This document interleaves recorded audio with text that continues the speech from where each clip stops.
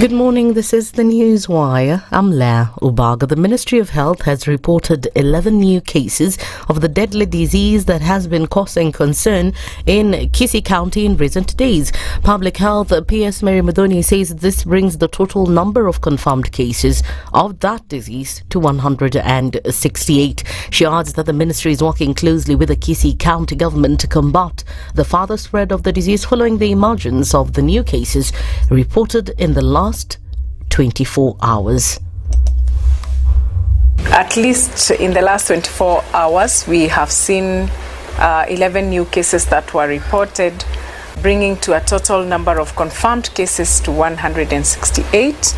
The outbreak has primarily affected 8 villages, with Amarondo village accounting to 64% of the reported cases. Preliminary laboratory investigations have confirmed contamination of water sources, which is a significant contributor to the outbreak and hence making the water unsafe for consumption.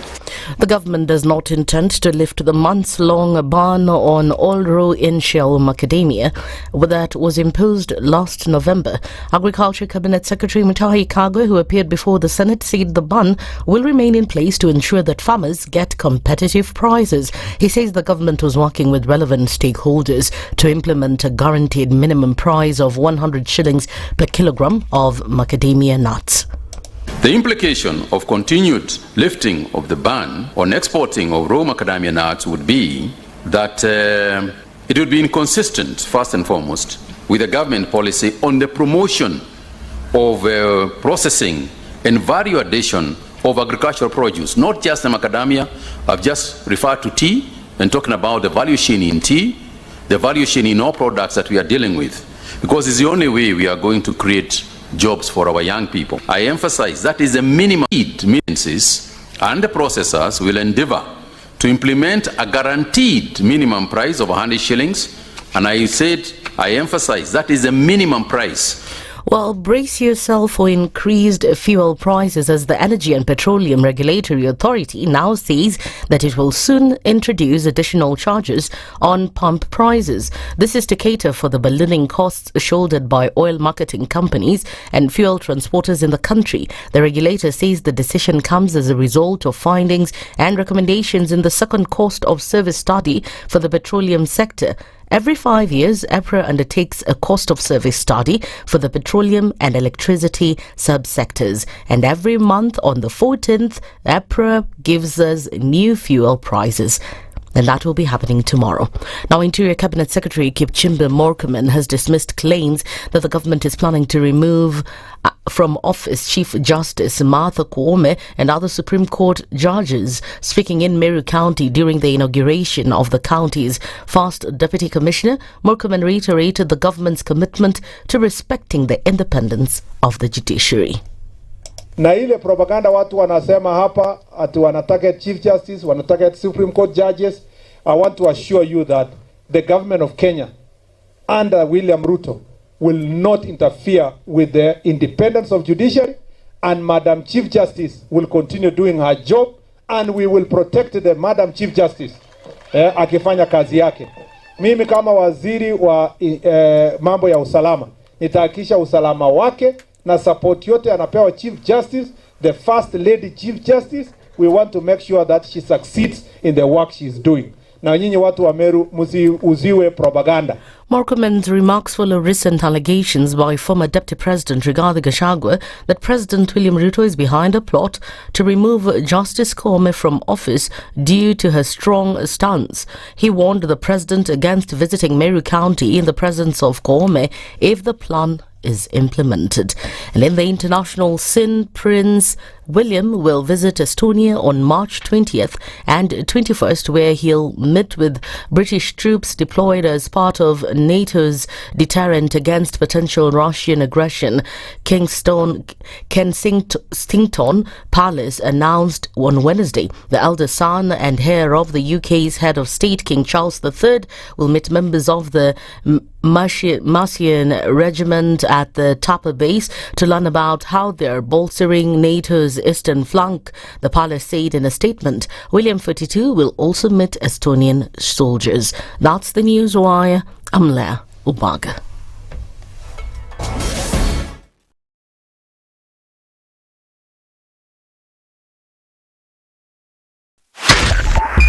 .5 Spice FM, Kisumu. The following takes place from 6 a.m. to 10 a.m.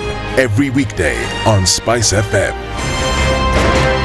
If we just gloss over issues and hope that time heals, then we might find that in generations to come, we might be back at the same situation. And the whole thing is born of stolen elections. Spice. When it comes to the decisions you make, you must be independent.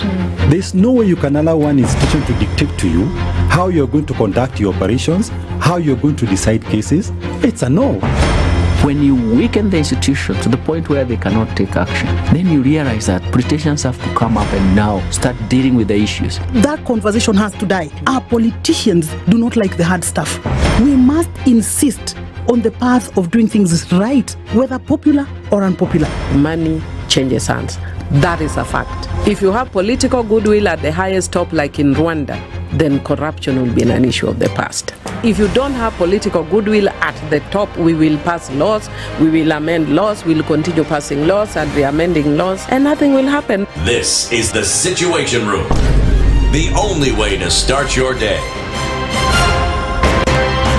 It's critical that people pay taxes. But then taxation has to have a limit. When you start overtaxing people beyond certain limit, then this is now we call robbery with violence. We are all struggling, but we don't show. If you're not doing well, shame on you. But you have to say, I'm broke and I'm struggling. We are not okay until everybody is okay.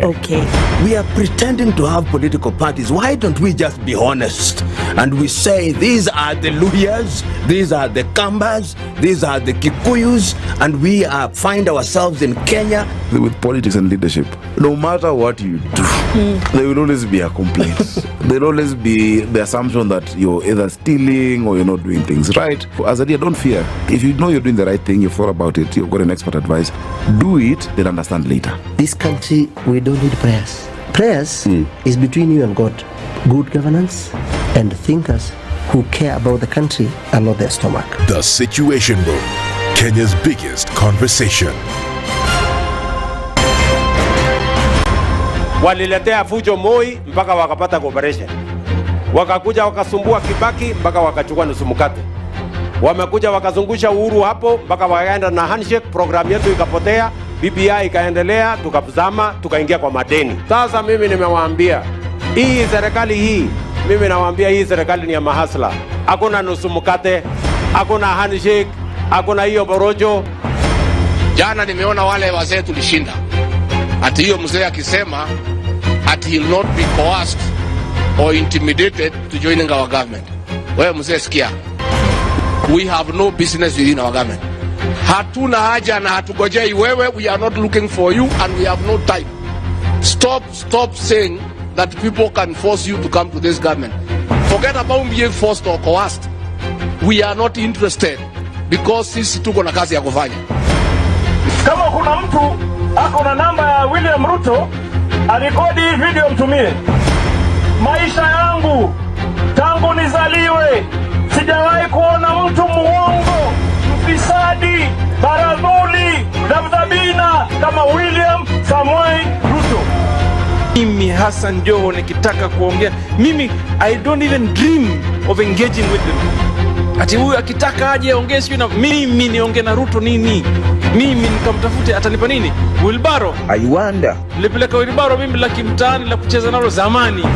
We have a choice to reject over 60% of these names or give President Ruto his skunk. Apart from a few individuals who are not even more than 8, the rest are incompetent, unqualified, have integrity issues, are people who cannot deliver this country from where it is. Mature, intelligent talk every morning. Spice up yourself.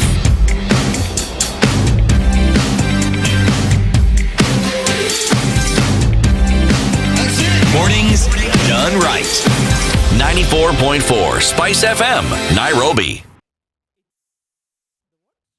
It's the 13th. It's the 13th of March. Abby, am I getting it right? Okay. It's 10 minutes after 6 o'clock and a very, very, very good morning to you. Let's sing our way into the morning, shall we? Aseto, good morning. Good morning, how are you? Salama kabisa. Na wewe uko salama? Kabisa, as you can see. Thank you, please. As I can see. I didn't miss that. I didn't miss that at all. I am on toes. Yeah, niko salama. Jana the president was around my hood. So mkaenda kumsalimia? Watu pia waliibiwa, imekuwa ni kawaida. Yeah. You know, I don't understand this thing. I have a Boda guy and I have an Uber guy telling me this. I honestly still didn't understand. As per how people were just being robbed wantonly. What they were talking about. Oh. Yes. Then the Uber guy, the Boda guy said it, I didn't quite get it. The Uber guy started this morning. I told him, start from the beginning and walk. I said, hey. Imagine. Yeah. What? Yeah. Fungua. Usipofungua tunapaswa dirisha. Imagine. Yeah. Ama tunakuumiza. So if you open, all doors are open including your boot. So yeah. Kama umefunga system, gone. Imagine. Masikio. Yeah. Radio. Kila kitu. Fuko, pesa, simu. You know that is after everything. The president was there, you know, security detail, your president, record squad is there, GSU. Then they all leave. Yes. Then you're on your own. They didn't even have to leave. Yeah. Even what was the puzzling thing. That even with that high security presence, this thing was happening. And then who was checking to make sure that, you know, they would be able to get rid of the thugs? Didn't happen. Zero. That's the sad thing. The thing that is puzzling me is what really is happening. It's just like, what's the word? I'll come back to it, but it's almost like total anarchy. Everybody just does as they like. Those who are supposed to be securing, individuals, not happening. It's like, okay, well, that's happening over there. I'm over here, so I'm not going to bother. But anarchy. What is the indication? What is the indicator? What does that tell us? I don't know, because like somebody gave the hooligans a free pass. But I was told 3 died yesterday. I was being told by my Uber guy that in Westlands, one was called tire on the spot, another one motorbike burnt on the spot. The Wananchi decided this one, we've had enough. And I'm told they come in motorbikes. Yes, they do. They actually then do. They walk, and then they jump on the motorbikes and go. Then leave. Yeah. So a couple or 3 will jump on the motorbike. The motorbike guy is waiting. Then they do what they need to do. Then they take off. That's unfortunately what we're being greeted with in the morning, during the day. You have to ask, what's going on? You have to. I'm still puzzled. I'm still puzzled because we are going to be told that thugs are on a rampage. In this country, nah, I don't think so. Sounds orchestrated, Doesn't it? It's quacking, my friend. It has webbed feet. So if I said saying it's a duck, am I far away from the mark? You're not describing a kangaroo. No, for sure, because it even has a bill, and it waddles as it walks. Yes. Yep, it is. It is a duck. It is. Where? City, how are you? Apart from your puzzlement this morning, how are you? Puzzlement notwithstanding. Where? I'm actually fine. Puzzling you? It's crazy. And I mean, come on. When it rains, it pours. In this case, it's deluge. And we're getting into Thursday. And even as we think about that, we're going to be looking into some of these issues. Because, on some of the headlines, it's just that. Impunity is what it's being called. And, Dennis will look into some of those headlines. But that's what it is. That these things can be happening in broad daylight, not under the cover of darkness. People are being robbed in broad daylight. Security agencies not too far away. And it just goes on for the second day running. Third day now running. Actually, there's one where I saw people being attacked and the police vehicles just parked next. That was a picture. Yeah. Crazy. It's into Kenya's biggest conversation this morning, the Situation Room on this Thursday, and going through some of the conversations that we'll have today. We can see you guys coming in the door. Karibu sana, and we'll say hello to you in just a minute as I tell you some of the conversations that we'll be having today. Sawa. We're starting off Okay, we're starting off at 7 o'clock with a conversation. It is Justice Thursday. The Honourable Moses Wanjala is the Principal Magistrate and the Registrar of the Mediation Accreditation Committee. And we'll be talking about how to be accredited as a court-annexed mediator. We know that it is one of the mechanisms of being used by the judiciary as access to, with, broad-based access to justice, mediation as an alternate justice operation outside of, the traditional court trials and such. It's a big one, and many people are getting into it, how to become one. The Honourable Wanjala will be with us at 7 o'clock. And then at 8 a.m., we'll be talking about navigating the private sector terrain. Key economic indicators. There have been many agreements that have been signed between government and other countries. But what that does is that it opens up the door for private sector to then come in and operate or implement with the help of government. But this, we're talking about it from a purely private sector point of view. And Christopher Legilisho is an economist with the Standard Bank Group, and he will join us at 8. And then at 9 o'clock, we'll be talking with Seth Panyako. You know who he is? You should.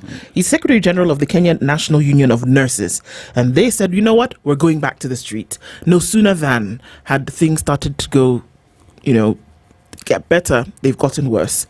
And why the workers are raising their voices again, and they're saying something has got to be done. So Seth joins us at 9, and we'll look into what are some of those issues that are going through, what they're going through, and what the call or what the ask then is of them to government today. All right, so I'm getting in to say hello to all of you this morning as you are clicking into the Situation Room. Hello Thursday, and everybody, good morning. Wherever you're tuned in from today, Karibuni Sana. Jimmy Gakio says good morning, and Don Sabwa is talking about the chaos, mugging and stealing witnessed along Thika Road is another sign of a country falling into anarchy. That's it, that's the word. Mugging in Malawi, we say chikole. Interesting. Desmond Oti says, good morning. Kalonzo Sasa ameomoka. By the way, what does that word mean? Kuomoka. He's made it. Oh, okay. Yeah. So if I say nimeomoka, and it's like, Mama, I've made it. He has arrived. Oh, he has arrived. Yeah. Okay, amefika wapi. So, okay. I'm actually asking this time. Nothing under, I'm asking. Siti Ndo and Aseto, good morning. Pass special greetings to Ednah. Ednah, special greetings in Hizi. I've passed them. I can't see you catching them. Pokea. Bas, she's there. She's even dancing. Greetings from Dayton, Minnesota. Cyprian Kambuni says good morning. Greetings from Mombasa. Robert Mbogo is tuned in. And Mwaramutse Team Spice. Hey, that's Kinyarwanda for good morning. Indeed, Kinyarwanda, beautiful language actually. Says R. Ednata mekuja ukundani. Ago. Somebody's name is Ago. A long time ago, that kind of ago. But anyway, says good morning, Team Spice. Good morning, CT Ndu Dennis. Say hi to Ednah. This Ednah is being greeted from everywhere. Kenya needs prayer and fasting. Did you miss that question you're asking, like what's actually going on? Somebody's saying, you know what, we need to actually take a moment. There really do that, because every day on this El Selassie Road, somewhere near the Toyota showroom, there's there are many shops there. There's a mall, and every time I pass there, whether it's 4:30, whether it's 4:45, there are always vehicles. There's a church up there. Those people pray every single. Now, if I find them, it means they got there before then. Okay, and I've realized if I'm say around that spot, I say 5:15, there are even more vehicles. That there are people praying for this country, there are. That there are people interceding, there are. Even in State House. They are. Yes, they are. And they take it seriously. Yes. Because some of the things that are happening, you see, what disturbs me is that I know worse could happen. So I understand the prayers are being answered. But what I would like to see is the people who are causing these problems, not just fingers pointed. Investigations done, they are found, and the proper legal processes are followed. Because this is nonsensical. It's crazy, and it's nonsensical, and it's too much. For lack of a better, it's just too much. I mean, exactly. That is it. Exactly. Good Thursday. Good morning from Kilifi County. How did we keep the plan to implement unity of the country and supplying of chapati? I'm telling you. Because when people eat, they're less likely to fight. See, you've understood. Yeah. Abi? Yeah, you've seen the El Chapo. That's what I'm saying. See, now if you give people chapati, people can... Okay. Yeah, fine. Josephat Muse says, good morning, Team Spice. Tuned in from Utawala. Felix Basira is tuned in from Nyamarambe. Where is that? Kisi. It's in Kisi. Okay. Good morning, Spice FM. Listening from Rongo. Weather rains. Weather. Okay. Use commas, buana. Rains is back. People plowing and planting. All those things happening at the same time. Sindio, habari asubuhi watu wa Mungu. Have you seen the new chapati machine suggested by... Yes, imagine we've seen them. The moment Murkomen mentioned about the issue of CJ and the judges just confirmed the existence. Just sit and watch. Existence of whom? Erica War says, good morning. Chamgay, my beautiful people. Good morning to you, Angor, tuned in from Nairobi. Good morning, CT Ndu Dennis. Nyaboke pia apere salamu. Umepewa salamu. At least we have been assured that promises now will be fulfilled. Really? Good morning, Team Spice. Ndu CT Dennis. Sikunjema, thank you so much. Thanks for the good job tuning from Tamu. Good morning to you and Karibu Sana Rose. Vinny Mwangi says, good morning, Team Spice. Good morning, tuning in from 2 days, Dr. Van Vick. And Paul Jehia is saying, ask Mutahi Kagwe why subsidized fertilizer has not reached farmers in Laikipia. I don't know about other areas. We shall find him. We shall ask him.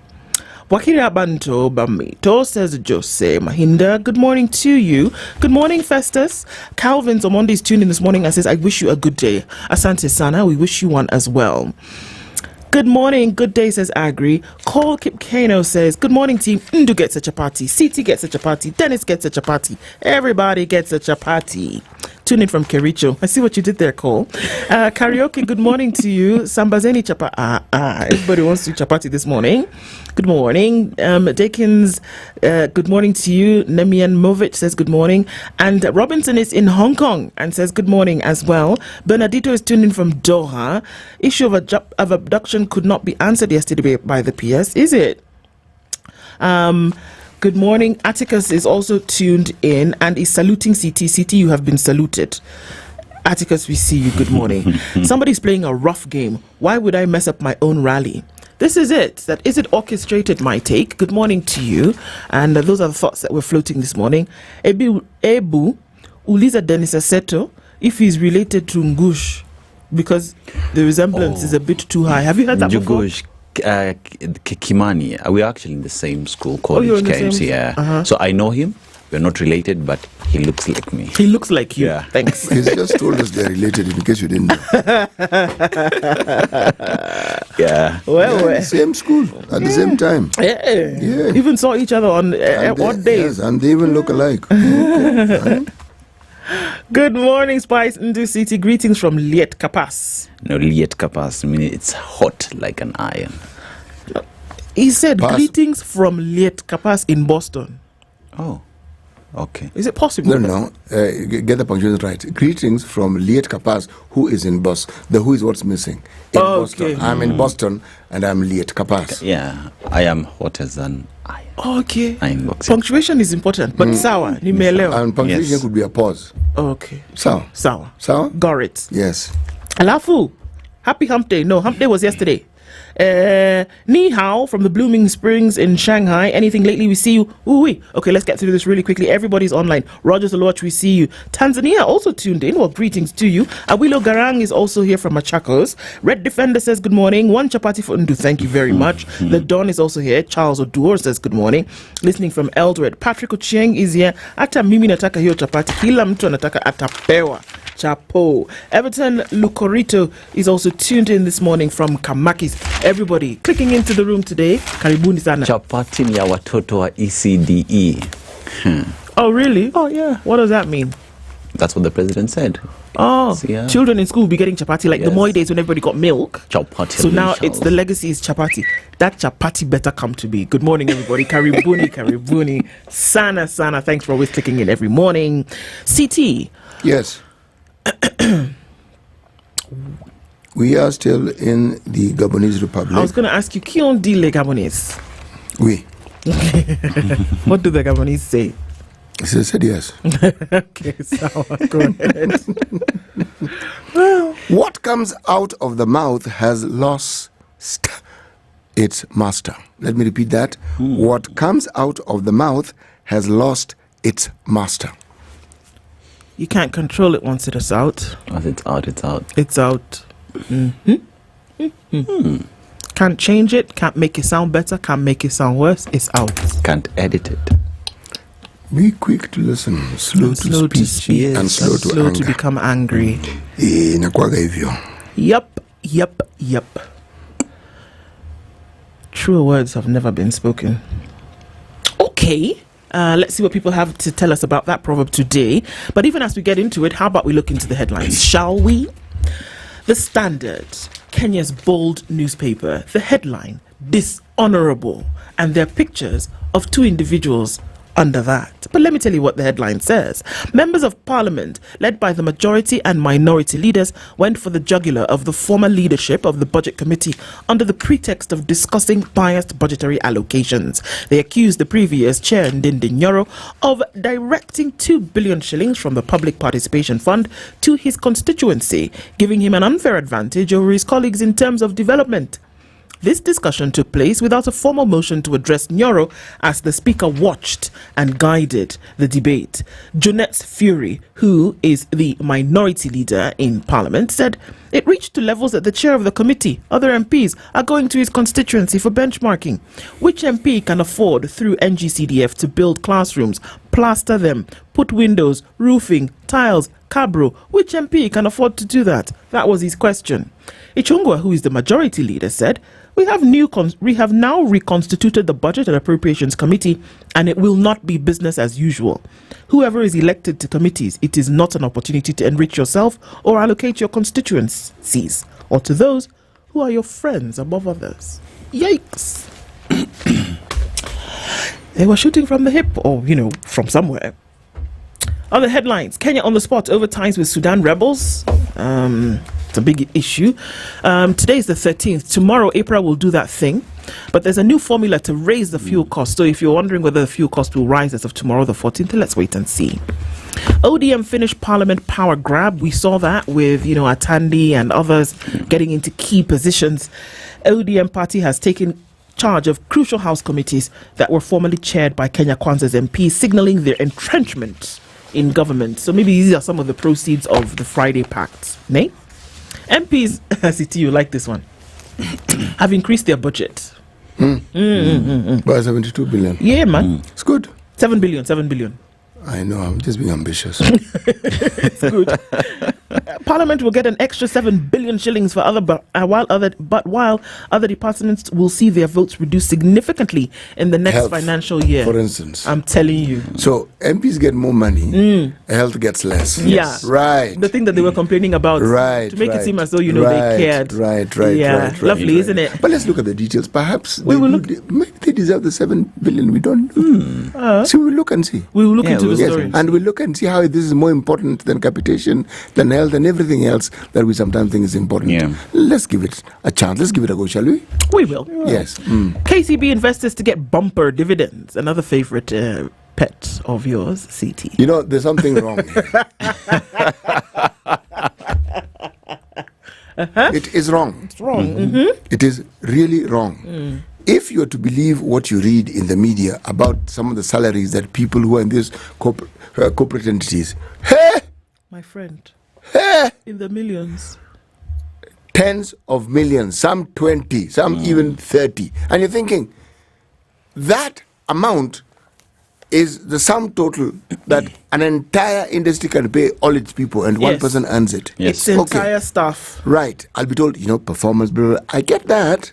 I get it. What I don't get, don't you see there's a problem that amidst this biting poverty that we have, don't you think that extreme doesn't paint a nice, pleasant picture? It doesn't. It just highlights the disparity, and that isn't good. It's not a good picture. We don't have an economy powerful enough so that when people earn that money, we say it is okay. Yeah. No, it is not okay. There's something skewed about the way this thing is done. The difference on the spectrum is just too wide. It's too hecking wide. It's too wide. Even if those entities are making money, we know even how they make money. And more so now with government paper, we do know. Good for you. But, my friend, that disparity causes disquiet. Disquiet causes upheavals. One must be careful. You can't be blind and deaf and careless about these things. They cause problems. At least not at the same time, for goodness sake. You pesa watu wanakula ni mingi. Wewe. That's to tell you who we really are, though. Okay. Others just don't care.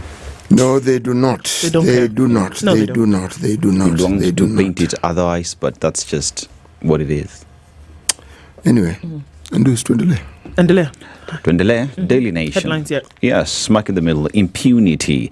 And if you could see, those are screen grabs of robbery incidents in Mathare Wednesday during President William Ruto's visit. The same happened in Kawangware yesterday, of robbery happening in broad daylight where police as well were. Now, the routes taken by the president's convoy are usually among the best guarded. Traffic will be cleared. Some of the best trained police officers will be stationed in any place where intelligence suggests that trouble could brew. But for 3 consecutive days, a group of criminals created a gangster's paradise, marring President William Ruto's city tour by robbing and assaulting civilians, which begs the question, who is behind this? Is it planned? And from dream job to nightmare, tragic story of Nigerian TikTok content moderator's death in Nairobi. This story is really sad because it has been highlighted before, just that nothing has been done about it. And desperate plea by mother, I want to see my daughter before her execution in Vietnam. This is that lady who was found allegedly trafficking drugs in Vietnam, that you just get executed. City, want something to say? No, it's tragic and it's sad. If you read that story, what happened, how this, someone who is a committed thug and is in the business is unlikely to be caught. This person clearly was a newbie. Yeah. Clearly. And you're going to a country where, my friend, they kill you. Yeah. Imagine. Now, 10 billion shilling standoff between governors and MPs hurting county staff and traders. 10 billion shilling standoff between MPs. I mean, okay, shadow figure in CJ Kome team JSC feud. Now, Chief Justice Martha Kome with her deputy Philomena Mwilu and the Judicial Service Commission has raised concerns that its official communication channels with Supreme Court judges were intercepted by unknown persons, leading to collection of crucial documents. Yesterday, Interior Cabinet Secretary Kipchumba Murkomen said that his office will ensure that the CJ is actually taken care of. The government is not in any way planning to host the CJ. Everything else that is happening is mere propaganda. CJ suggests otherwise, because who can tap your phone? Who has access? City, give us headlines. Dismissal from public service up by 67%. Yeah. Okay. That is in the fiscal year ending 2024. Wow. Yes. Dismissal usually as a result of misconduct. Yeah. But it's a story about it and something one needs to look at, and I will talk about a little more. Gadhungu wants sanctions for accounting officers. The Auditor General, Nancy Gadhungu, wants the law changed to include sanctions for accounting officers who fail to implement her audit and parliamentary recommendations. Okay. Yes, I'm going to keep nodding because yes. Right. Yes. Ghost Congo importer used to smuggle goods to Italy. Right, let me see this. State agencies have burst a smuggling scheme in which cargo destined for DRC was diverted to traders in Nairobi's sprawling Isili business district. Right, this isn't new. It's not just Congo. There's a time the president of Uganda complained specifically about such a thing. Yeah. Especially when transit goods would get distributed at Dukamoja in Naivasha. They'd say, and even before then, things which are supposed to go to another country would simply not get there. Yeah. Okay, we are a thieving nation. Okay. Costly fuel looms as EPRA raises dealer margins by 7.8 shillings per litre. Motorists will pay, this one I have to read, an extra 7.8 per litre, that is shillings, with the energy regulator expected to adjust the margins of oil marketing companies. The The Energy and Petroleum Regulatory Authority, EPRA, said yesterday it plans to increase retailers' margins by 4 shillings and 59 cents and financing surcharge by 0.69 shillings per litre, making oil marketers the biggest beneficiaries of the pricing review. This story has just begun. There'll be more to it. It normally starts this way. Then you give it time, you hear more and more of it. Top Sacco's splash for 7 billion dividend amid Sacco Cusco fraud. This is Kenya. 13.7% dividends rise defies state advisory. State said, guys, you shouldn't do this, blah, blah, blah. Sacco said, yeah, we are doing it. In your face. You just keep talking. Sasa wewe unatuambia tutafanya nini na pesa yetu? Please observe, we are seeing a trend here. When we talked about people who are in high offices in authority disregarding court orders, yes. And we said, you are kicking in and starting a process, and do you know what you've just unleashed? Now, the government gives directive, they are told, anybody will not say, excuse me. Snowballing. We've heard you. Right, the Star. There is no top right-hand corner, but there's someone by the name of Annette Nerima who has penned something and says, Raila handshake about power, not the people. Okay. Right. According to this, there's a left top right-hand corner. University students to receive help loans by Friday, says President. Tomorrow. Yes. That's what the story is on page 2. Just mentioning it. Na pesa isipoingia munipigie mimi simu, quote unquote. Okay, that's fine. There is no other story, but bang in the middle of the paper, President to spend week near Deputy Gachagwa's home. Okay? Near? Yes, neighboring. Okay. Muturi's DP quits. That's bang in the middle of the paper. Bang in the middle of the paper. Very good. Muturi DP's party. That's a party. Quits KK as Ruto plans to storm Central. Meaning he has written and said, guys, regard the allies for all MPs pick new chairpersons. There's a picture of people who apparently have been picked, who are in, and then there's a picture of those who are out. It's like that. Yeah, life is like that sometimes. Life inakwaga hivyo. So tuchukue break kama umemaliza? No, unless you want me to read the names of these people. We read when you come back from the break. Thank you. That's what I think I will do. Thank you, please. Yes. Let's take a break and take a look at what is happening with the weather, traffic, and then we'll be back after this. This is the Situation Room, the only way to start your... The weather with SpiceFM. Nairobi at 16 degrees. It's 13 and cloudy in Nakuru and cloudy at 13 into Nyeri. 12 degrees, a bit chilly in Eldoret this morning and it's mostly cloudy. It's partly sunny already in Mombasa at 26 and the sunny conditions at 26 in Malindi. 19 and cloudy in Kisumu and into Kakamega it's 16 and cloudy. Kampala at 19 cloudy as well, and we'll see partly sunny conditions after a whole day of rain in Dar es Salaam, currently at 27. It's partly cloudy at 14 in Johannesburg and at 26 partly sunny in Mogadishu, 13 and sunny already in Addis Ababa. 27 and mostly cloudy in Lagos with mostly cloudy conditions at 24 in Kinshasa. Spice FM. Spice up your life.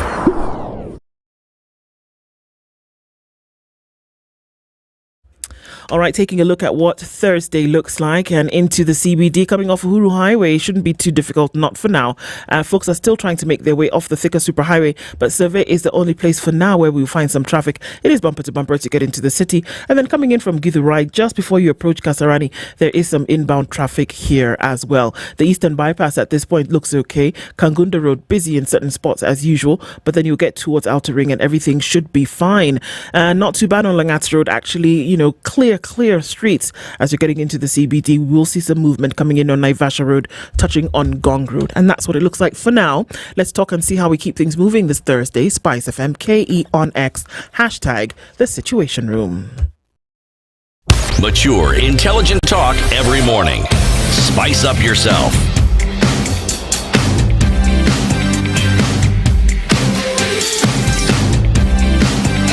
Mornings done right. 94.4 Spice FM, Nairobi. All right, looking into details of some of these stories. There is a story in the Standard today, and it's talking about, it's coming from the courts. A court has warned a woman to keep off a daughter in a forced marriage row. In case you thought that forced marriages don't still happen, they do.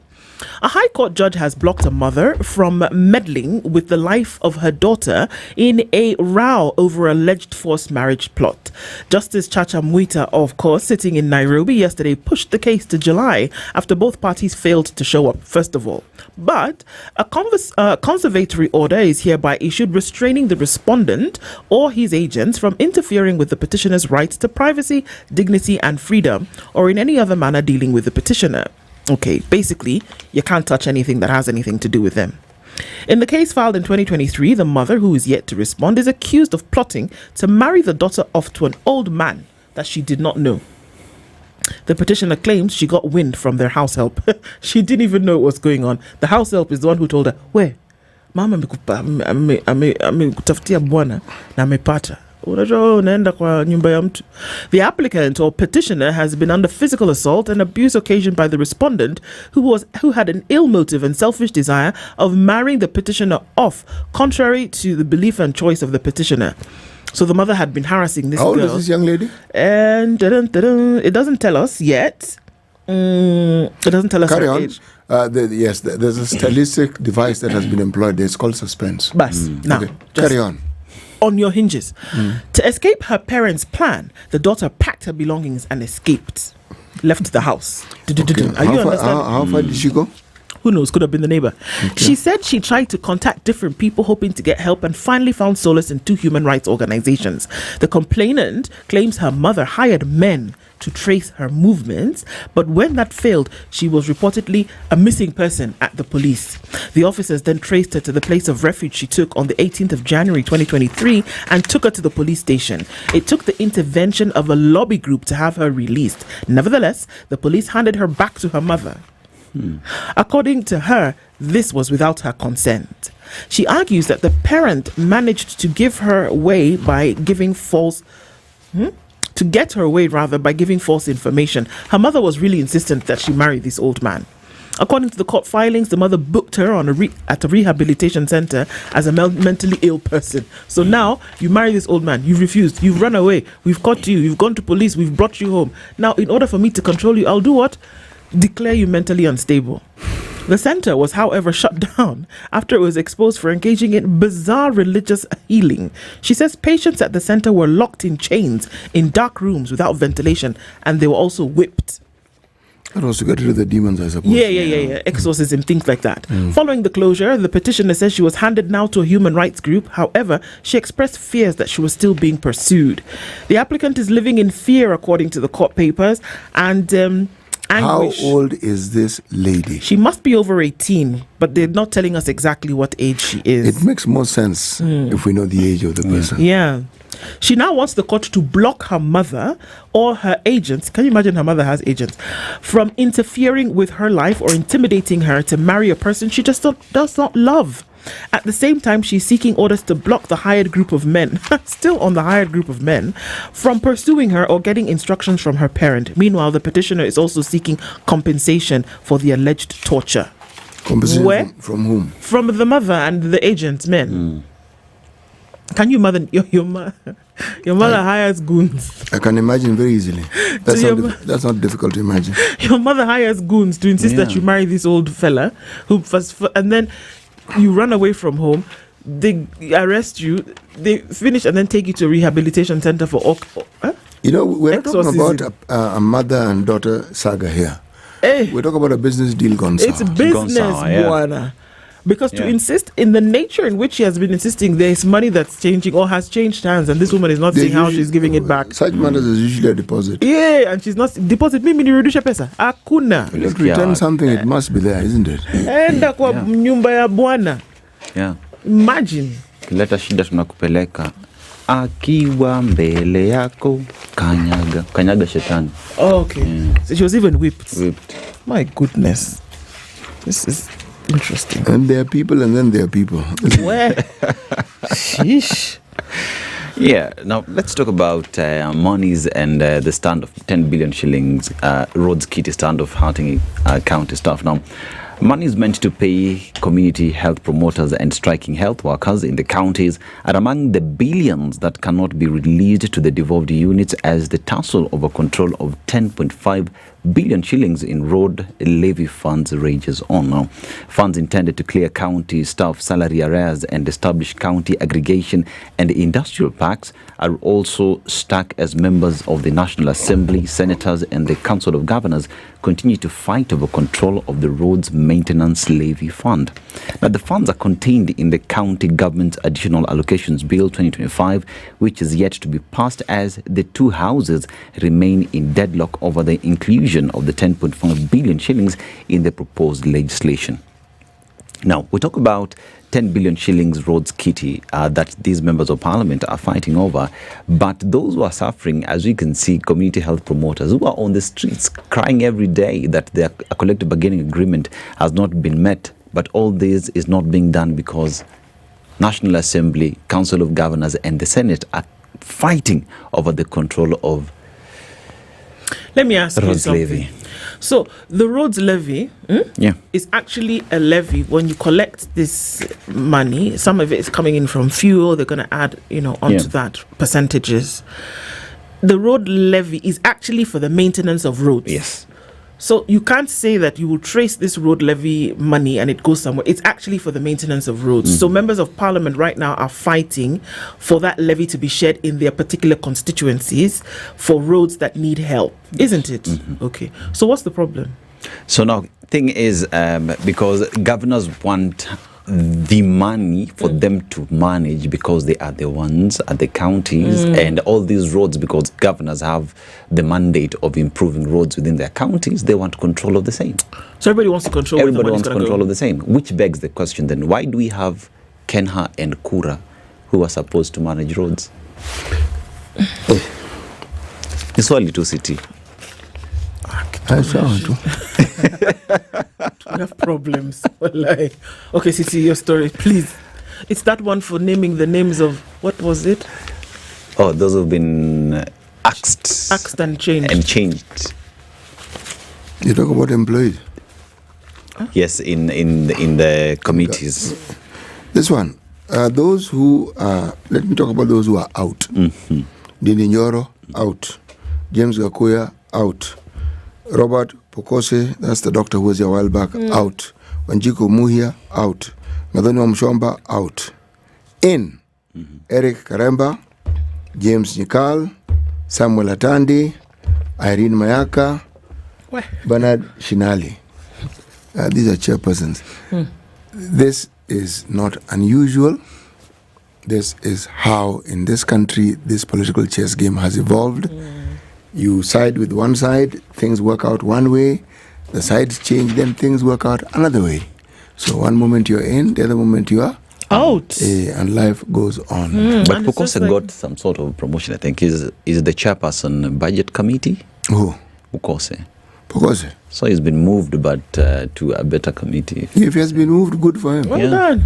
It's okay. You just keep playing. It's just that people are not where they were before. But Titi, if you look at the contention on what Junet Mohammed and Kimani Shungwa was saying, that the chairperson of the budget committee has been allocating himself more funds, reason why his constituency has been, they go to benchmark there, begs the question, when these allocations happen, what's the role of this committee in making sure that there is equity in distribution? Are they not the same? Is that allegation, first of all, true? Is it true? Number one, has he always been the chair of the budget committee? He has not. No. And we have seen that Kiharu constituency was being developed even before he became chair of the committee. No, before he was born. Forget before he, yes. So how can you now come and tell us that as a result of him being the chair of the committee, now we have seen that more money has been allocated to Kiharu constituency? This story, can you prove it? And this chair has members. You want to tell me when these allocations are happening, other members who equally want to develop the constituency? We're just sitting back and saying, you go ahead, take the money. And by the way, when the committee decides it goes to the plenary. Yes. Exactly. So everybody agreed with it. Hey, come on. Kiharu is where you found Kiano. Kiharu is where you found Batiba. Okay? Yeah. That place, it was in those days the battle between Kiano and Matiba those guys didn't just fight, they fought with the development. One person takes lorry loads of people to employ at East African breweries. Another one makes sure there are water pipes for everybody. That constituency has been developed for a very long time. Those leaders focused on these things. Ndindi Nyoro is just putting the icing of the cake. And who says that their monies... Okay, please look up. How much this CDUEF... Okay, CDF. You know what I mean? Okay. I was going to ask you, is there a new fund that we have not been told about? What is it that everybody gets? 100 million. Precisely. The question was, I read the question, it is being asked, this money. How does he do it with 100 million? You can. You can, and that's just the point. You actually can. Everything is asking. Roofing, yes. Plaster, yes. Tiling, yes. Cabro, yes, you can. If you plan. If you plan for it. There are places that schools already exist. All you need is a coat of paint. Others, you need to fix some windows here and there. Yes, you can. That's what maintenance is all about. You can. And if you maintain something, you don't have to bring the whole building down and build it from scratch. If you maintain it over time, you actually find that you could have what looks like a brand spanking new building. What I'd like to ask, if this is true of Junet, and it's true that he said this, if he did, I watched it. Allow me to continue saying if. People are in the habit of suing us for saying things. Sorry. If what we watched on television was actually true representation of what Junet Mohammed let him tell us what he does with the 100 million. Because remember the other day here, we canvassed what 140 million shillings can do. Yes. You know? So, and remember, Ndindi Nyoro is not a first-time MP. He's been there before. Exactly. So the 100 million he's been receiving every budget here has been used to do what? Yes. Vis-a-vis. And mind you, let's also remember that members of parliament, the control of how the money is spent in constituencies has been removed from them. There's a committee that sits and says, this is what we're going to spend and this is how we're going to spend it. Of course, he sits on that committee. And of course he has a say. He has a say for sure, but it is not him to decide today, give me the money so that I can go and frolic about with it. Why do we have a problem? You see, this is the thing, that when you see that somebody is actually doing something in the manner in which he must be doing something wrong. Something wrong. Not necessarily. Come on. I mean, then again. And you've not complained all this time? All this time you've not complained. My friend, 100 million shillings it's a lot a year. Of money. The things that money can do, if you set your mind to it, it's profound. Yeah. Let me ask the question. Can all these MPs tell us what they do with the 100 million? Yeah. Let's even extrapolate it. Say Ndindi Nyoro has been an MP for how many years? 7? Yes. So let's talk about 700 million. Yes. Over 7 years, 700 million is a lot of money. They're trying to make it seem as though in this 1 year, 100 million shillings and he's been able to do all of those things. No. It has been over time. This one I have to call because you want to make it seem as though because somebody was in a position that now you want to give to somebody else, because you've come together and done broad-based, compact, whatever it is, then you now want to call out somebody who's actually been doing a stellar job. No, if the fellow is organized, he's organized. If you look at his history and you talk to people, this man has been organized for a long time. He has a school feeding program. He's cabroed half the constituency. Yes. He set up schools. There was actually a video done of ECDs in which, of course, we know it is not. It's a county role. It's not. It's a county role. But we also know that he lent his hand in terms of how that should be developed. Set up a blueprint, and people were then able to follow. Plus, remember, this is an example of an MP who works with his people. Jameni. Yes, and the people know how to work together.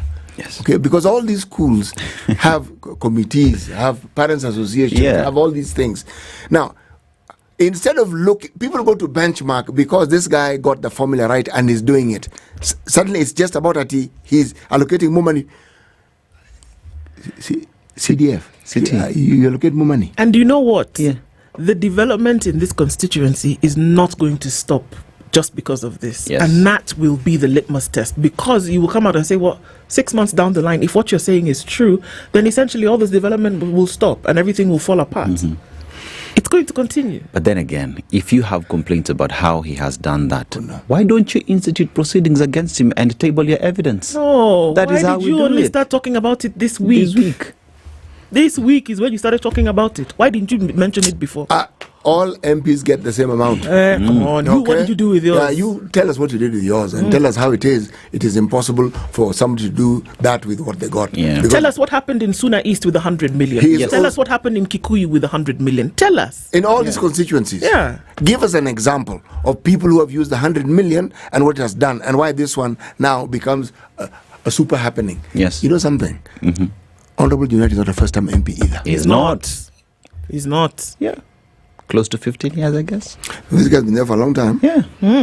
So 15 years, we talk about around 1.5 billion. Let's get serious. Yeah. Impunity is on the nation this morning. The routes taken by President's convoy are usually among the best guarded. You know, when you're in traffic and then you see the president is coming, everybody says, "Where? Talk up." You know, and then there's police lined across like dominoes.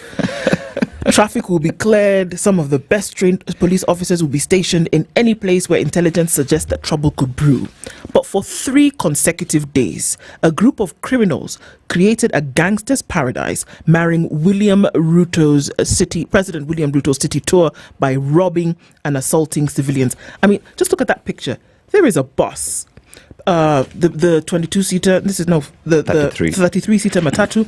People are standing at the windows of the Matatu and robbing people blind. There are vehicles that are being opened. In fact, this one looks like the entire door has been taken off of the car and people are being robbed in broad daylight, being forced. People are even saying, well, let us know in advance where he's going to go so that we can avoid those routes. It's carried on page 2 and 3 of The Nation. Criminals robbed victims during Ruto's city tour. The routes taken by the president, traffic is cleared. Some of the best trained police officers are there. But for some reason, for the last 3 days, people have been robbed blind. Tuesday, the president was forced to cancel a rally scheduled at Car Wash in Roysambu moments after a security detail was reinforced amid chaos that erupted along the Thika superhighway. Criminals hid in plain sight, positioning themselves ahead of and behind the president's convoy. They alternated between cheering the president and wreaking havoc, with even police and elite security agents in the head of state's convoy appearing helpless. It would appear as though there was nothing they could do. In one instance in Kawangware, the gang attacked pedestrians and robbed them right next to a police vehicle in which the officers were seated. Their positioning allowed them to pose as die-hard supporters of the president, gaining the trust of the unsuspecting bystanders while avoiding being perceived as a threat. At the same time, it was strategic enough for them to identify targets, strike, and return to their positions unnoticed. And it happened on Monday, it happened on Tuesday, and it happened yesterday. Now, if this happened on Monday, Tawa, took you off guard. Then it happened on Tuesday. Surely, by now you'd have seen a pattern. Then it happened on Wednesday. And then we'll all start saying, this is what it looks like. What was going on? In plain sight. Police vehicles sitting right there where they were sitting and watching what was going on. For goodness sake, this fella's door is being lifted off of his car. And they're helplessly sitting there. There's nothing they can do. What is this? It is not normal. I'm sorry. I'm not taking it at face value. What exactly is going on? Who are these guys? It seems orchestrated that it would happen in this manner while the police are looking on. If you go further on that story, it's not just regular Kenyans, people even with authority. On Monday, Nairobi County Chief Officer for Environment Geoffrey Mosiria was among several individuals violently robbed during President Ruto's rally in Kamkunji. Mosiria walks around with security, just so you know. No, man. I don't think you can just label it, random criminal activity, that it's the stuff of crowds where you're going to have pickpocketers and people snatching mobile phones and things like that. Because the nature of what we see from the pictures, even from some of the videos, that there was even enough for people to take videos of people robbing and it was okay. Nobody stopped them. That's the funny thing. We didn't see police chasing these guys. Because by the time you can take pictures of people being robbed, you can take video of this criminal activity happening, there is enough time. Yeah. So if you can take pictures, we can take videos. What were the police doing?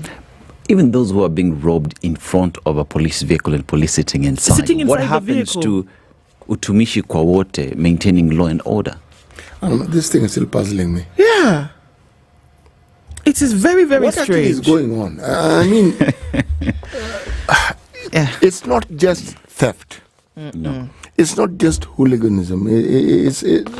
There's something else going on Is here. it organized chaos? Yeah, There's something else going on. This thing almost seems orchestrated. It almost seems as though it's being planned. You strike now, then you move away. You do this. There's almost a military precision to it. And they came out singing, cheering for the president. Yeah. And then thereafter, the same people who are cheering are the ones who are stealing or robbing people, and then they go back into the crowds as though nothing happened. Let me take the discussion further. You know, we have something called intelligence. NIS is all about that. When things are planned and people are planning maybe to destabilize, to do harm, police, the security apparatus have informers. They get to know. They know. Do the question you raised. Day one, let's say we're cut off. You're telling me that they didn't go out to figure out what on earth is going on. They must have. Come on. It's how the security apparatus works. What? They must have. Find out who is behind this. So they know. Day two, again. Then day three. Day Then three, you want to tell again. them that it's normal happenings. Nah. No. Not like that. We continue. Good morning, 7 a.m.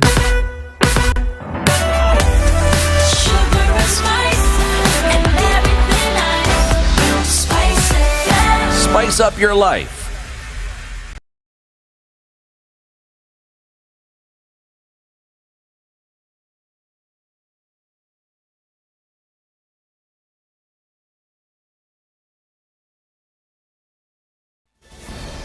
Good morning, this is the News Wire. I'm Leah Obaka. The Ministry of Health is pushing for a budget review to secure at least 5 billion shillings in the next 3 months and an additional 13 billion shillings in the next financial year to fund HIV/AIDS programs following the decision by the US government to withdraw its financial support from USAID. The withdrawal of the support by President Donald Trump has left a huge gap in the country's health sector funding system as the government seeks more than 30 billion shillings to manage all programs funded by USAID.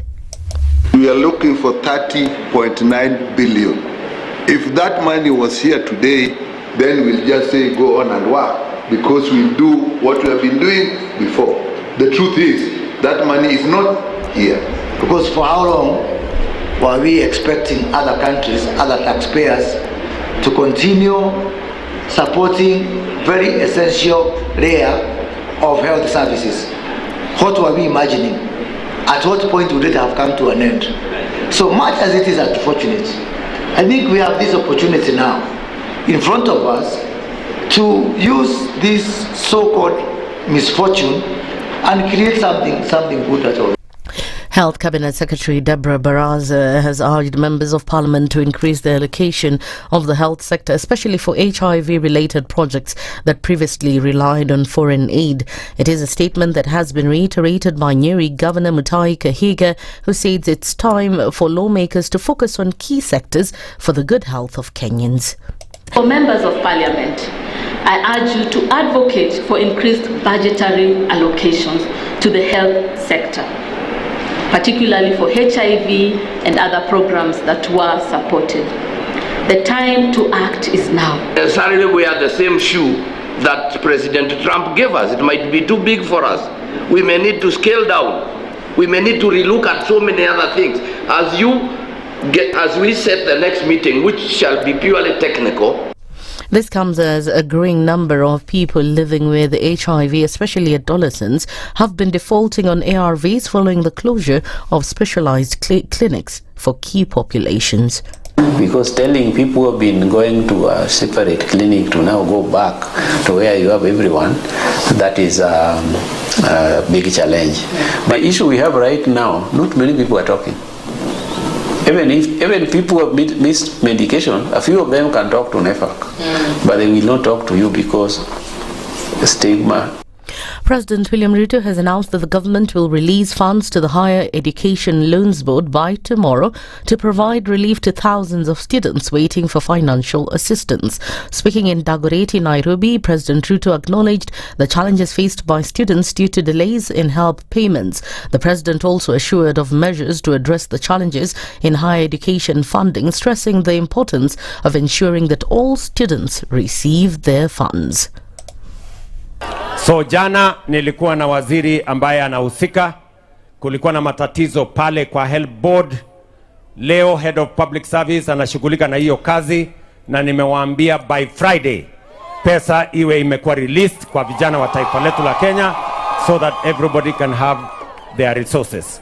So by Friday kama pesa haijaingia kwa simu zenu, munipigie simu. Kuna majamaa nitawanyorosha. Mnatafuta namba 0722.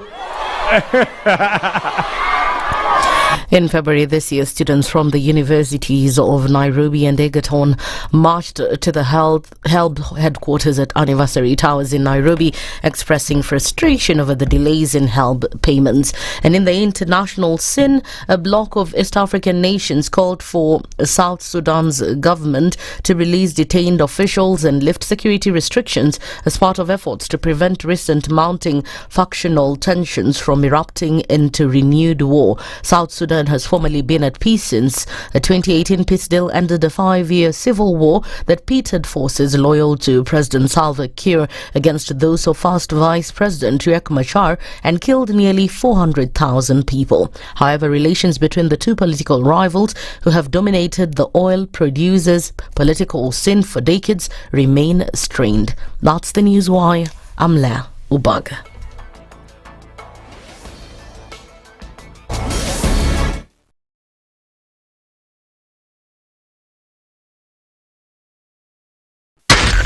SpiceFM, Nakuru.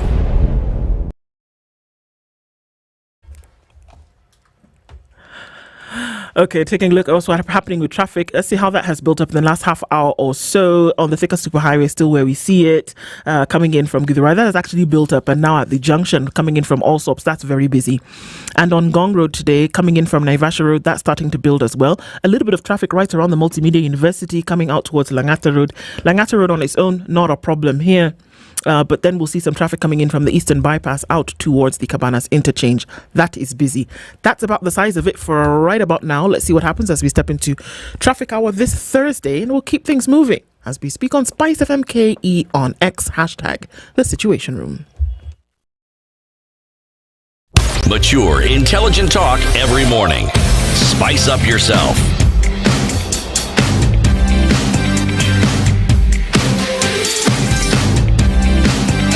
Mornings done right.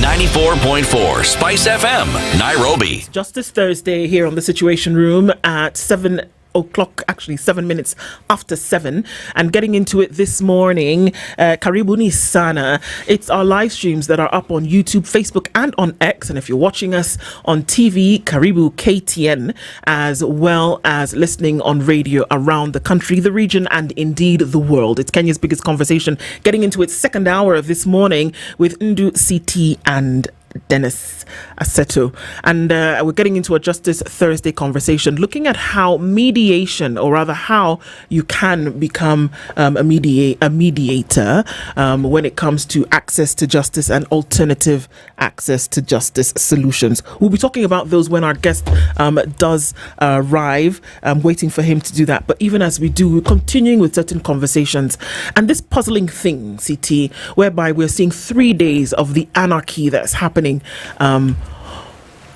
Already it has started to color the tour of the president around Nairobi. That's what we know, that he's doing the Nairobi tour, having been in Eastleigh and then having been on the Thika Superhighway around Roysambu, or tried to be there, and then around Kawangware on this side of Lavington. Those are the 3 spots over the last 3 days.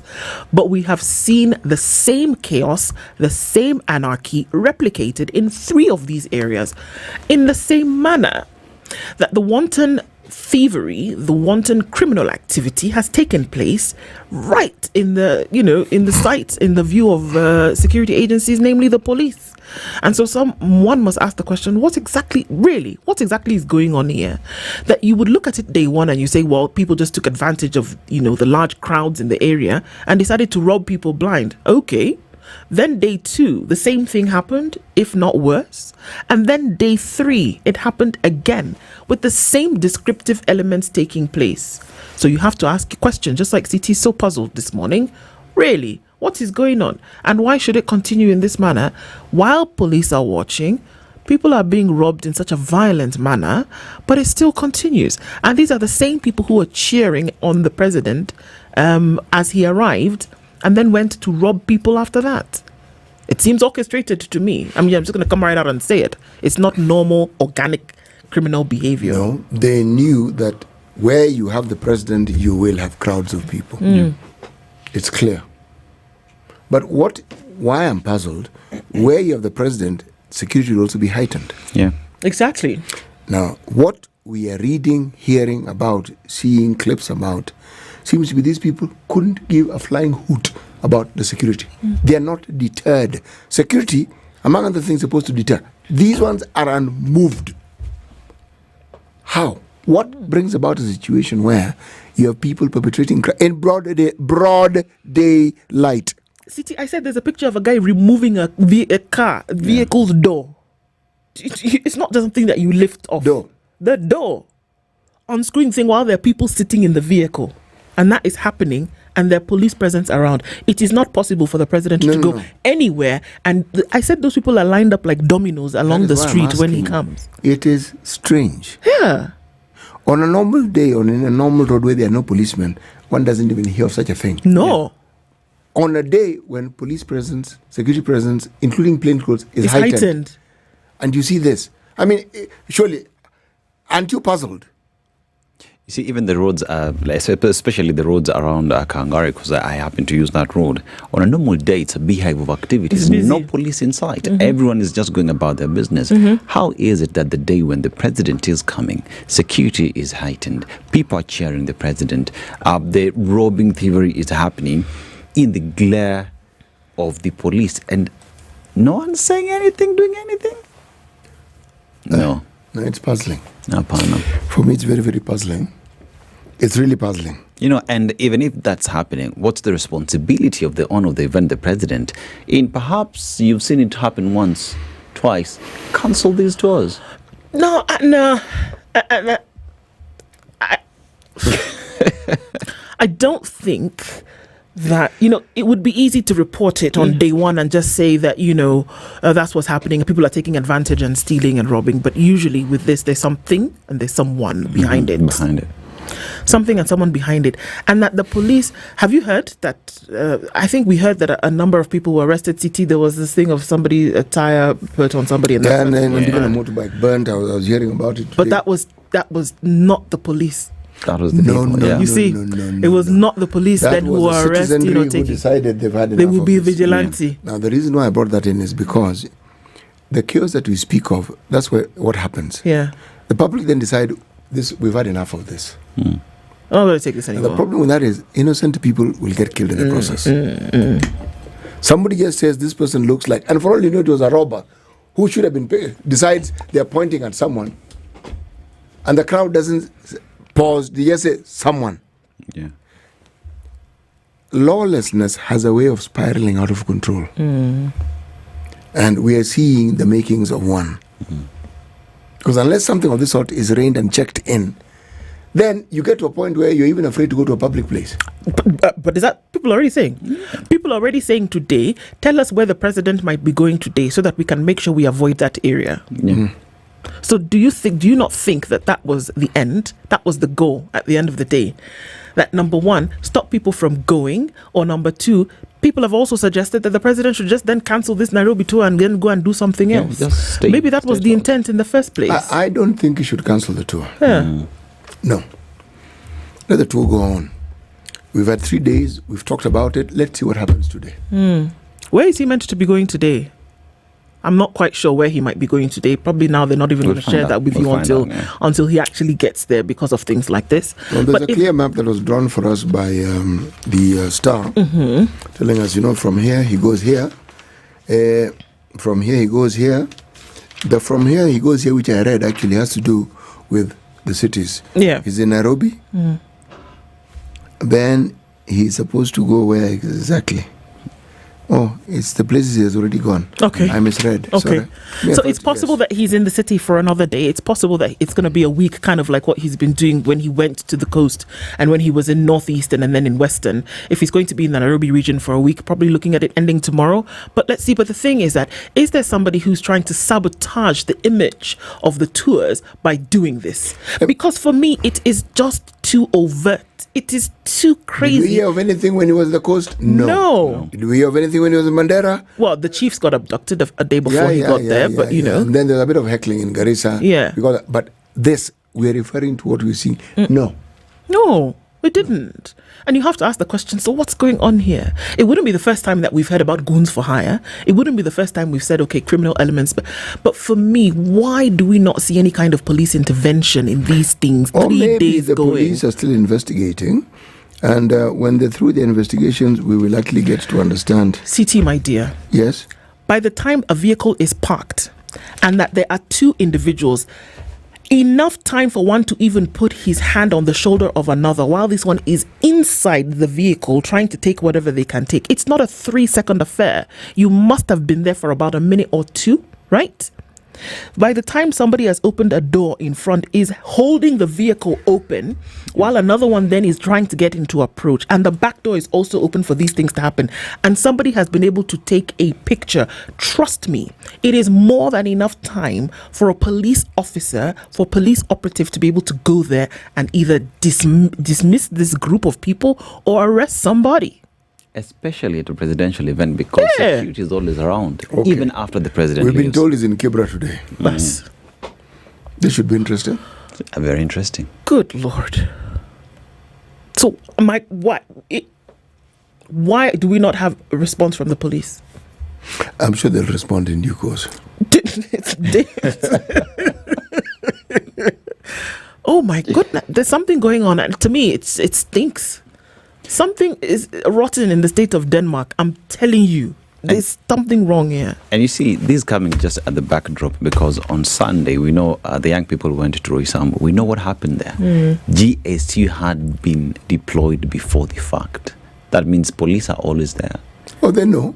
Thing is, this instant, intentionally, they're missing out at a presidential event. No, there's something that's going on, and somebody's put some lemon in the soup. It doesn't. It's not working for me as just crowds and criminal activity. Now that narrative is not. It's not being spun properly for me at all. When you have presidential visits, that usually is the safest place to be. Exactly. Exactly. Yes. Yeah. Now we're saying that it's a complete opposite. Yeah. No. Yeah. No. Because even I remember when I attended a national event last year here at Uhuru Gardens, you couldn't enter without an ID.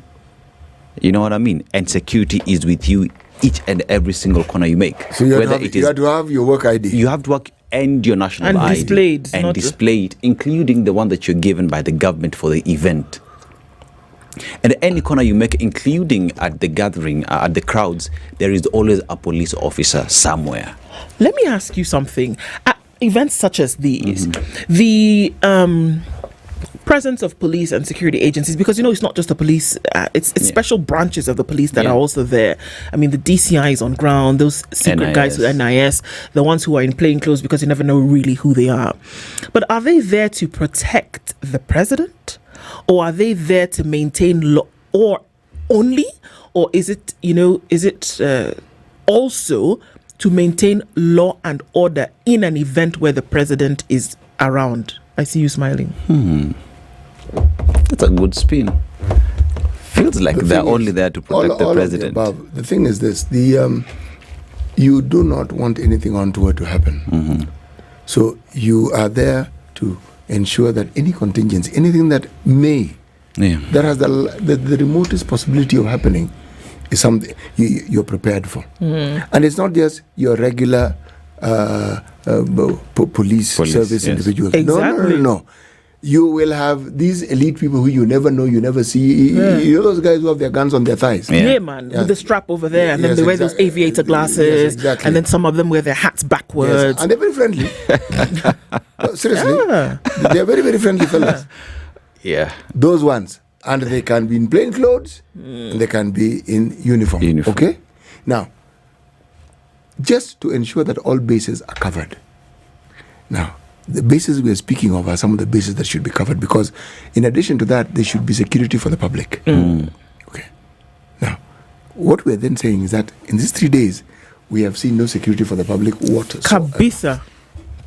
Kabisa? That's what we're saying. Now, if there's no security for the public, how safe is the president when he does this to us then?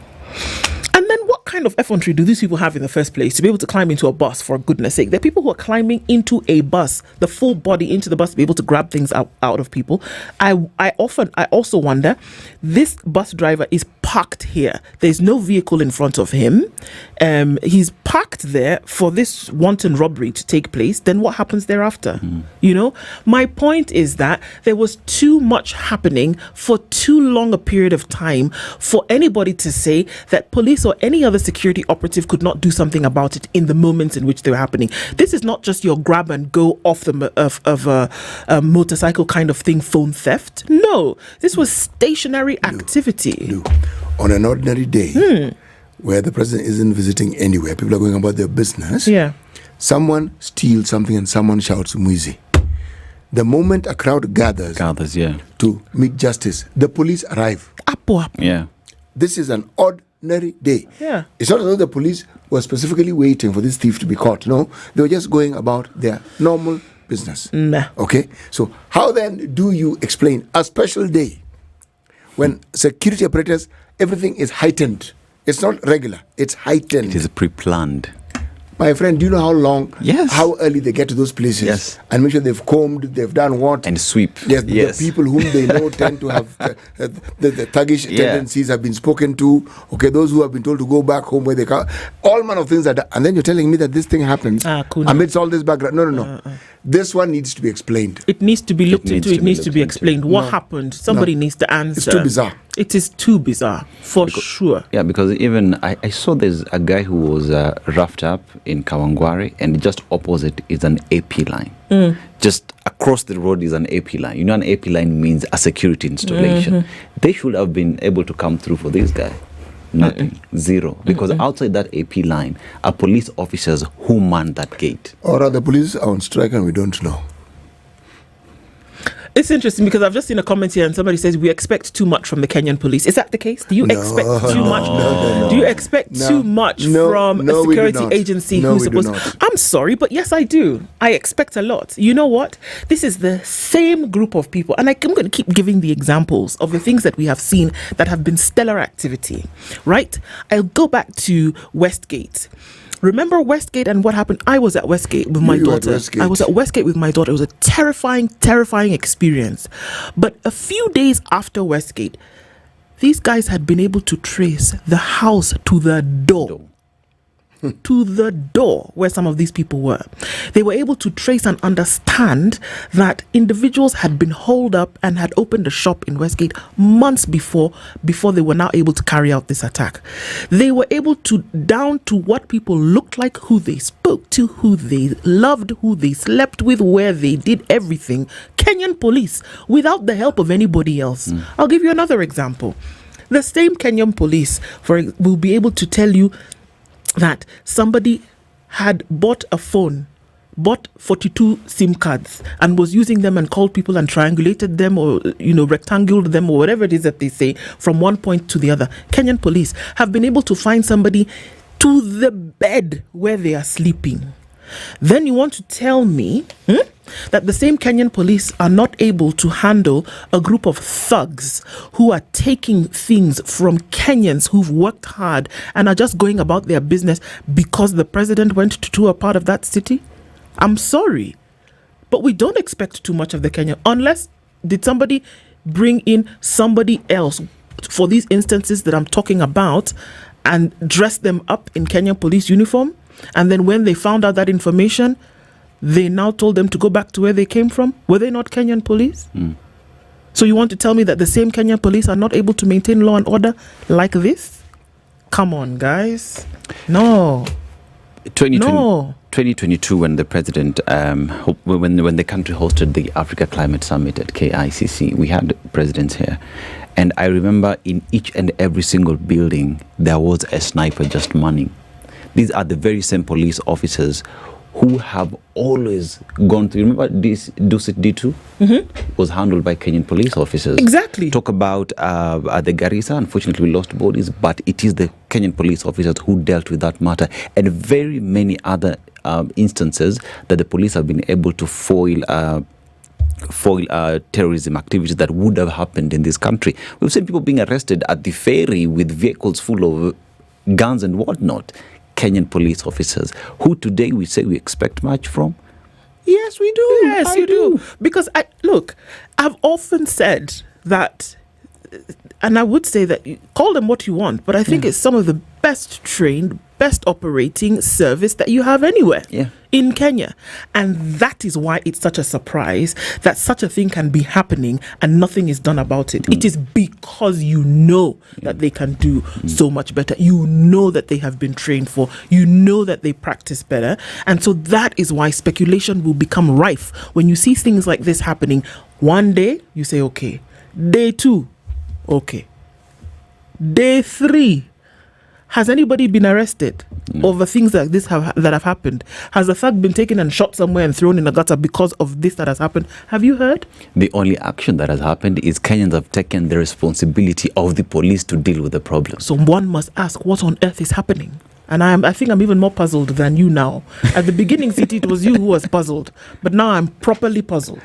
Because it doesn't make sense to me that these things can be happening. Yeah. Number one, what you do, you taint the image of the tours of the president. That's what you've done. You want to make it seem as if where he goes, he's bringing trouble. It's like he comes with chaos. Yeah. That's what you've essentially said. But then these things are happening in broad daylight, not under the cover of darkness, in broad daylight, not too far from where security operations are. Nah, man, tell me something else, but not this. Something is going on. Somebody is behind this. And I'm just going to be a conspiracy theorist. I have a PhD. Now that PhDs can do things. Conspiracy theorist this morning. I've gone to school. I've gotten the t-shirt and I've worn the gown. I am a fully fledged conspiracy theorist. There's somebody behind this thing. And it doesn't make sense to me. And today is another day when the tour is happening in another part of the city. God help us. God help people, because people are going to say they're going to stay away from it. They don't want to go and listen to what the president has to say if they're going to be robbed and police are not going to do anything about it. The thing is, people will go. People will go. People will shop. And the area that is going to is populous. There are many people there. Yeah. The people live in congested areas. I want to observe what happens there today. I really do. Any presidential visit, my friend, the planning that takes place, the manner in which those places are secured, the number of security personnel who are everywhere, not just around there, but within the vicinity of that place. My friend, far away on the road, every security possibility and condition is taken. Including traffic. My friend, it is not a walk in the park situation. And you're telling me that this very tightly, clearly, well-managed precision, thieves come trotting in and they're just robbing people willingly and going about their business. And it isn't puzzling. And you say it's normal. These things will happen because there are crowds, there are many people, these things will happen. No. And the police didn't know. No. I said, okay, let me give you another example. On a normal day, a friend of mine told me that there was a day he was in the city, right? And he was waiting for someone. You know how somebody can say, wait for me, I'm just going to be such things.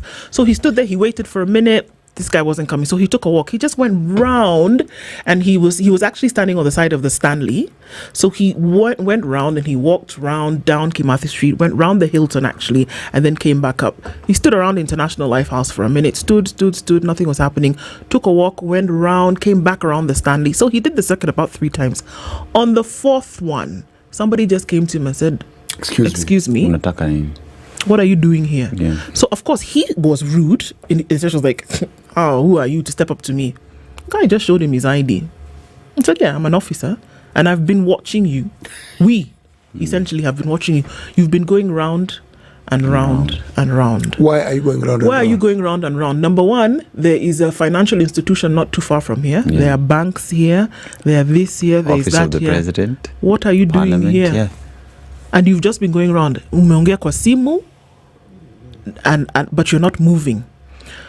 This is somebody who is in the city, where there are very many people, one individual, and somebody can find you and call you out and ask you what you're doing there. Of course, the guy had to say he's waiting for somebody. He had to call his friend in presence of the officer and say he's been waiting for me. And he told them, now what you do, go and sit down somewhere and wait somewhere else. Not here. Not here. Then you want to come and tell me that police are not able to handle him. He did 4 rounds. On the second round, somebody will walk alongside you and ask you, can we help you? Hey. So what are you telling lost. me? Yeah. Why? Yes. Yeah. You must remember that we have a police system that we inherited, and the system was created to ensure that natives stay in their place. Okay? Natives being Africans, okay? Yeah. And no violence was spared when it came to dealing with the natives. Over time, it's the natives are the ones who are in power, the policemen themselves are natives, and the wananchi are natives. Are natives. The training, that's why I asked the question of training yesterday. Because when people behave in a certain way, there must be something that's making them behave. Police service is not taught in primary or secondary schools. You need to go to a training school Specialized. where you are trained. So what is that they train you in, so that when you come out, you behave the way you do? Because the thing about education, whatever form it is, it changes you. Yeah. Because you interact with knowledge, you interact with experiences, and that changes you. So this situation that we have is going to unfold, and we will understand what was actually going on in due course. Exactly. We will understand. But it confounds the very processes of security that you normally have with a presidential visit. It confounds it completely.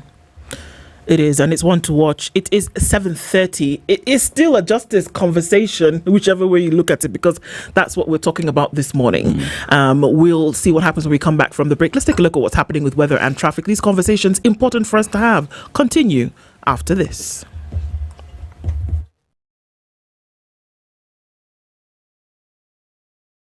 This is the Situation Room, the only way to start your day. The weather with SpiceFM.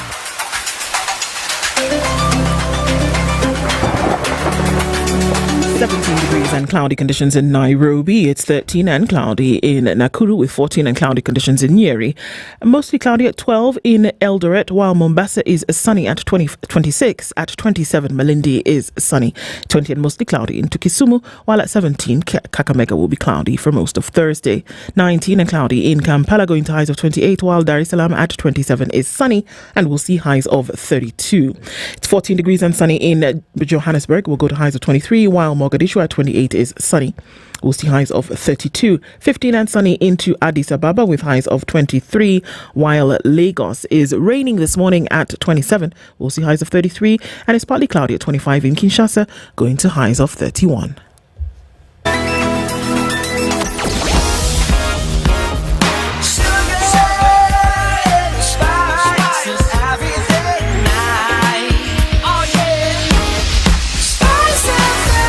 Spice up your life.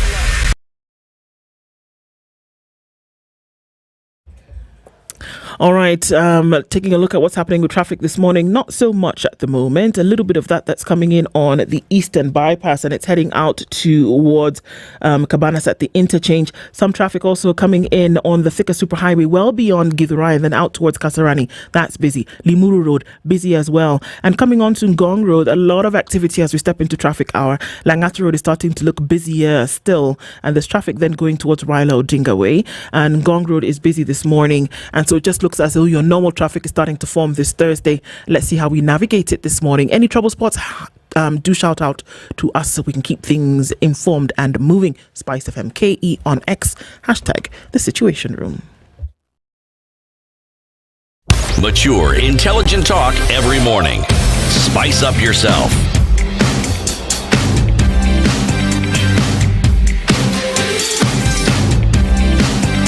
Mornings done right. 98.7 94.4 Spice FM, Nairobi. It's 27 minutes to the top of the hour, and our justice conversation for this morning will happen in just a few minutes. It's just looking at mediation as a form of, access to justice, and how it would appear that you can become a court-appointed mediator. So that continues, and we'll have that conversation in just a while. And just our live streams are up on YouTube, Facebook, and on X, and our audiences on KTN and around radios around the nation. So that continues. So, just looking at what will be as we go into the the fourth day of visits by the president around the city. Do you think it mars the messages? That what is the larger message here? That there's all this, wanton criminality, but why was it important for the president to have these meetings across the city? And does this criminal activity then mar the message that the president may have been giving on his tour? What do you remember? But what is the purpose of these tours, whether it was the coast, whether it was Mandera, or northeastern region of the country? Yeah. Whether it's in Nairobi, what is the purpose of these tours? It's political. Political what? Well, it's stamping authority in terms of, reminding people that he's there and that he's, wanting to remain there and come back later. Don't you know that you're already there? Don't you know that you've been campaigning anyway? Well, look, I always say that a lion doesn't need to tell anybody that it's a lion. Exactly. Because it's doing what it ought to do. But if you find that you need to remind people constantly about what the good that is, maybe there's some questions that you need to ask yourself. But that's exactly what we see happening. But actually, you do need to tell people. Because if something is happening in Korogosho, you think somebody who lives in Kawangware knows it's happening? No. If it's happening in Lavington, you think somebody who lives in Muthaiga knows? No. Somebody who lives in Donholm, do you think they have any idea what's happening in Dagoretti? No. They do not actually. You tend to be concerned about where you live. You tend to be concerned. Maybe it's also an opportunity for the president to tell the people what he, plans to do. The chapati making machine came out on...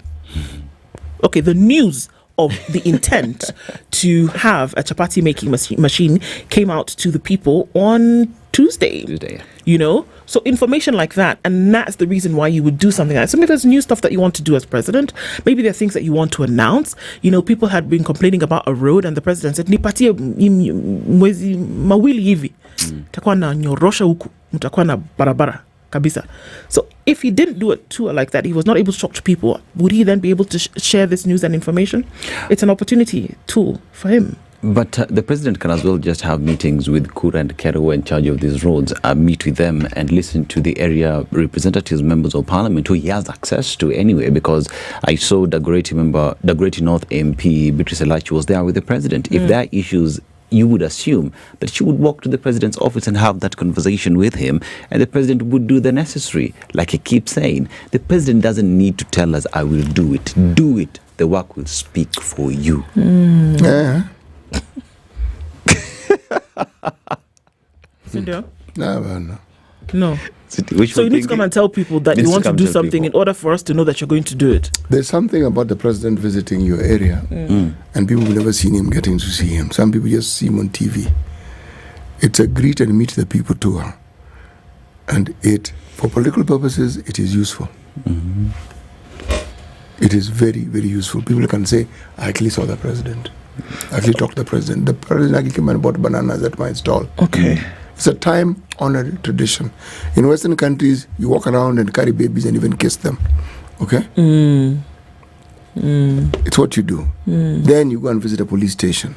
Then you go and visit a hospital. Then you go and... So when the president stands up and says, I have seen what the people of this particular city go through. See... Yes. Aseto is laughing. You know why he's laughing? Can I tell you? Can I tell them why you're laughing? Tell them. Because Aseto does not believe, and I'm speaking for Aseto here. Aseto does not believe that just because somebody has come out to say that I will build this road tomorrow, or that I will make sure that this and this happens, or that I will, have plans to install this million chapati a day machine, just because you said it doesn't actually mean that you're going to do it, and that we're looking forward to the day when these things will actually happen. Nespa? Kapsa. Okay, that's why Aseto is laughing. CT. He doesn't believe. Because remember, we got into this office with a 9-point agenda. And over 200 promises that were made, and the other day we saw only 14 of the over 200 were actually in the pipeline. As we speak today, 3 years later, what has been done? Why should I believe that when you come to my area, then all of a sudden funds will be there and there will be intentional maneuvers to ensure that what you're telling me today, not in 2022 or 2021, will actually be done within the 2.5 years remaining? I think there's a kind of fever that comes over individuals. And remember that the person of the president is an individual, right? I think there's a certain kind of fever that comes over someone when you're met by large crowds of people, and that it comes over you to want to be able to tell them things that you would like to do for them. Whether or not you have the intent to do it is totally different. And I'll give you examples. Madaraka Day, no, what's the one in December? First is Jamhuri Day. There's Jamhuri Day on the 12th of December. It was celebrated in Kericho County 2 years ago. Yeah. And they were told that the stadium would be completed. Okay. Now, the next year, it was Madaraka Day in June. Yeah. It was in June. Kerichoans were told, I've just coined that name, just allow me, were told that the stadium would be completed in a year. A year later, on Madaraka Day 2024, the celebrations took place in Bungoma. They were also told that their stadium also, Buhungu, would be completed. Everything would be made very nice in 1 year's time. We're in March. Another Madaraka Day is coming on the 1st of June. And I think we've already been told where it's going to be celebrated. I don't know if it's a state. So now you see, the large crowds of people, the activity that's going on sometimes gives you that thing where you'll be able to tell people, you know what I'm going to do? I'm going to do like this. But if you actually do it, that's now the rarity.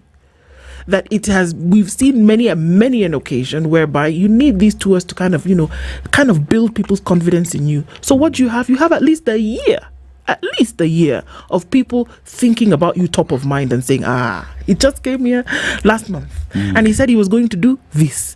Just give him time. It's going to happen. Those people that he told that on Tuesday, do you know where they are right now? They're thinking, it's the next 2 months. The road will come. So what happens? The president is where? Here. Just here. Everything that he has said to you is just here. It's a political tool, and if you ask me, it's brilliant. In the Victorian era, there was a gentleman who wrote a poem. The book was called Rewards and Fairies. People don't know much about rewards and fairies. Fairies, those twinkle fairies. Fairies twinkle, little star, I wonder where you are. Okay. And the poem was entitled If.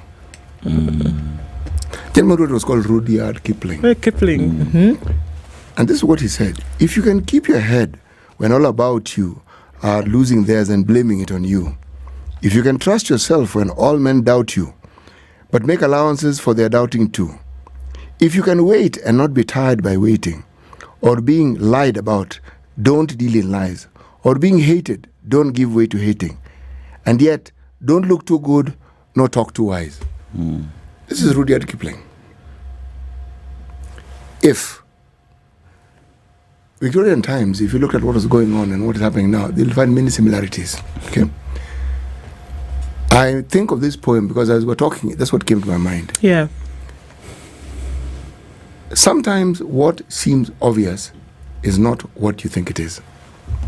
It's what I've come to understand about political processes, because it has been said repeatedly that one of the things that is, should we say, typified by the president's speeches are promises that will never be kept and yet are made. I am of a completely different opinion, though, because I have listened to these promises and the repetition of it. There are those who are of the opinion that he says them because he says them. Says them because he wants them to be believed. And I will hold that thought to be continued. Indeed, because he wants them to be believed. You say those things because you want people to believe you. You say those things because you probably even intend. But something interferes. The interference is the discussion. If indeed the intentions are true, what is it that makes them not wrong? The if question comes in. That's what I was leading to. But the details of the if we'll look at another time. Indeed. Yes. We've been having, this is a justice conversation that we've been having, and we've been looking into the issues around, criminality over the last couple of days and what has been happening that, mar the president's Nairobi tour, as it were, in terms of what has been happening. We were scheduled to have a Justice Thursday conversation, and that has come around about the issue of, mediation and how you can become one. And joining us now at this hour is the Honourable Moses Wanjala, who is the Principal Magistrate and Registrar of the Mediation Accreditation Committee, and we'll be talking about how to be accredited as a court-annexed mediator. Honourable Wanjala, good morning. Good morning, thank you. Karibu sana. Asante. We were hoping that we would have this conversation with you from 7. Thank you. Just the jam, but we are okay. No, we understand. Yeah. This road. This road. Anyway, very notorious. We are happy you've come. Thank you. People have found themselves at JKIA. Others have found themselves in Mombasa. Some have even reached Mlolonga and they're supposed to come here. So we understand. Well, for the few minutes that we have you, we're very glad that you could join us, because it's a big issue that we've been looking into discussing. But we want to welcome you. Citi's got a proverb that he takes from a different African country every week. Let him tell us what that proverb is, and then you can take a minute to, relax and tell us what your interpretation, as those who interpret the law often, you can tell us what your interpretation of that proverb would be.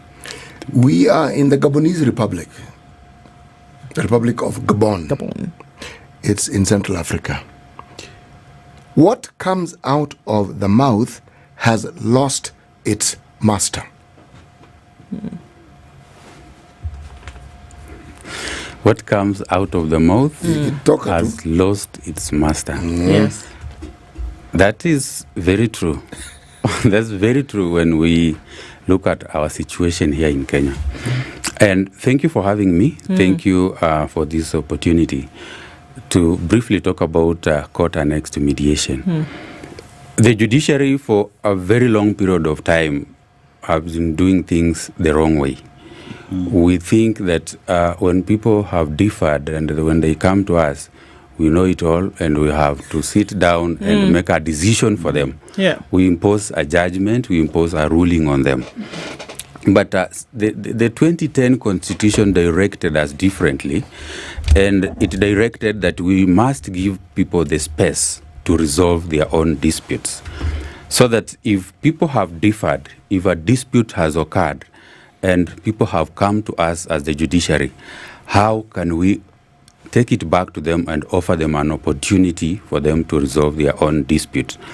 And that we have been doing since 2016 under the Court-Annexed Mediation Program, where we have accredited mediators. And mediators are people who are not employees of the judiciary and who have the expertise to help people resolve their own disputes. Okay. Because like he says, if something is said and it goes out of your mouth, you no longer can control it.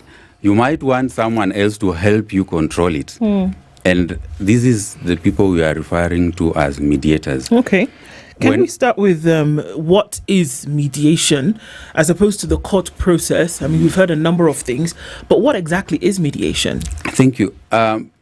As opposed to court process where you have to leave it to the judge to make a decision for you in the form of a judgment or a ruling, mediation is an amicable way of resolving the dispute. The parties sit together with a third party called a mediator who helps them arrive at their own decision, a decision that they generate themselves, that suits them and which they are comfortable enforcing on their own. Yeah. So the mediator is just an impartial third party who helps them reach that solution. Okay. Yes. When these decisions are arrived at, because this on a normal day would end up to the court, but after the decision has been arrived at, is it filed with the court? How does that go?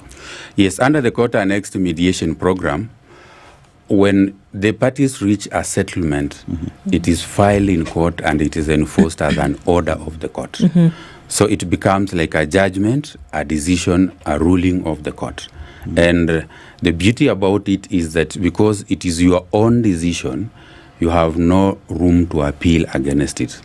And enforcement is easy because you arrived at it amicably, as opposed to a judgment which is imposed on you. So what would happen if the agreement we agreed upon, one of the parties reneges against it, goes against the agreement? Where does one go to? Yeah, because it is a process that is done under the umbrella of the court. Upon being adopted, it becomes an order of the court. So it is enforced as any other order of the court. You can have auctioneers enforce it if it is payment of money. But because it is amicable, we have, as from 2016 up to now, I do not remember of any situation where a party has reneged on it, because it is a decision reached by the parties. Yes. Okay. Why is it called court annexed? It is court annexed because it is done under the program of the court, under the umbrella of the court. For all the matters that are referred to mediation under this program, there are cases that have already been filed in court. There are cases that are pending before court. But we also have what we call private mediations, where parties can refer a dispute to mediation before they file it in court. And if they reach a settlement, they can then file it in court for adoption. And that's what we are really promoting as a judiciary now, so that parties don't have to come to court. They don't have to differ so much before they reach court. But it's court annexed because it is done under the auspices of the court. Yes. But surely, when you have somebody who is like a referee, they should have some knowledge of the law. Because, I mean, this is one of the situations where I simply go with my understanding of what is right and wrong, and that should be adequate. How then do you go into the process of ensuring that mediators have some knowledge of the law, so that even as they mediate, the law is being applied? I think this is a very good question, because it's something that people have always been asking. If you are not a lawyer, how do we trust you to help us resolve our disputes? And mediation is a bit different. The mediator does not make a decision for you. You make the decision on your own. Yes. Now, if we refer a case to you as a mediator, and you have expertise in construction, for example, your role will be to help us understand and navigate the challenges that we have in the construction industry and reach our own solution. So we do not need you to make a decision for us. We do not, in fact, as a mediator, you don't give legal advice. So if the parties require legal advice, you will give them room to go and look for legal. In fact, they are allowed to be represented by their advocates at the mediation. Since we started, we have accredited 1,845 mediators across the country. Slightly more than half of them are advocates, the rest are not. And you apply by filling an application form, you submit to the committee, the Mediation Accreditation Committee, you attend an interview, and then you are enlisted. And I would say that those that are doing so well are not in fact advocates. Those that are doing so well are not within the legal fraternity. Let me just understand this. Let's say, for instance, Aseto here wants to be a mediator. Okay? Yes. I'm using him as an example so that if it proves difficult, I don't have to worry. So, all Aseto does is ask for that form, fills it, and submits it. But I'm sure there'll be details of you have to state what it is you want to mediate in, etc., etc. Yes. Surely, isn't there some basic knowledge that you must have? You've said, if I'm in the construction business, I will have knowledge of construction. We work in media. I would have understanding of how the media works. Is that detailed understanding of a certain specific industry necessary before you can apply to be a mediator? Because you have to be a mediator probably in that field that you're already in. Yeah, so for the Mediation Accreditation Committee has standards that it uses to see whether you qualify or not. And one of the one of the requirements is that you have to have a university degree in any field, as long as you have a university degree. So that is the first item we look at. Then secondly, you have to meet the integrity test, chapter 6 of our constitution. If you do not meet the integrity test, it's so unlikely that you'll do the right work. What's the integrity test? That we look at your background, we look at your professional affiliations, we look at what you've been doing. Do you have any cases? Do you have any financial issues? We have 2 character reference letters from people who have known you for more than 5 years, so that they vouch for your integrity. Then we look at your experience in mediation. And right now I say that most of the mediators we are accrediting they were trained recently. This is a field that more than 10 years ago we didn't have, it was not virtually unknown. So if you do not have the experience, we will refer that you go to mentorship, where an experienced mediator will mentor you for a period of 6 months. Then after that, we can accredit you. So we do not just take anyone on board. You have to meet certain standards: the experience, integrity, and academic qualification. But you don't necessarily have to be an advocate for you to be a mediator. Yes. Okay. What kind of cases are given to mediators in the system? Yeah, thank you so much. Because when we started, we thought that we should be exclusionists, that we limit the number of cases that go to mediation. But we realized that countries like Canada, world over, they refer as many cases to mediation as is possible. So virtually every case can go to mediation. But we have certain cases that we exclude, and they are specified in our rules. Cases involving child abuse, domestic violence, certain criminal elements are not, we do not allow them to go to mediation. Cases that involve public interest, because mediation is a confidential process. You agree privately, and the public does not get to know what the dispute was all about.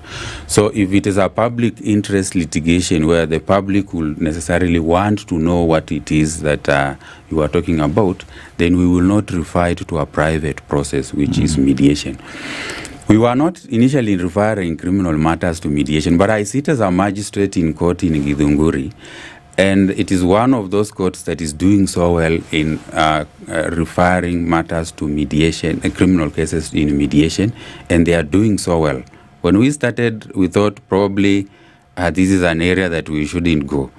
But there is a matter that I maybe can give an example, because it touched my heart during just the initial times when I had gone to Githunguri. It's a matter that we refer to mediation as a criminal matter.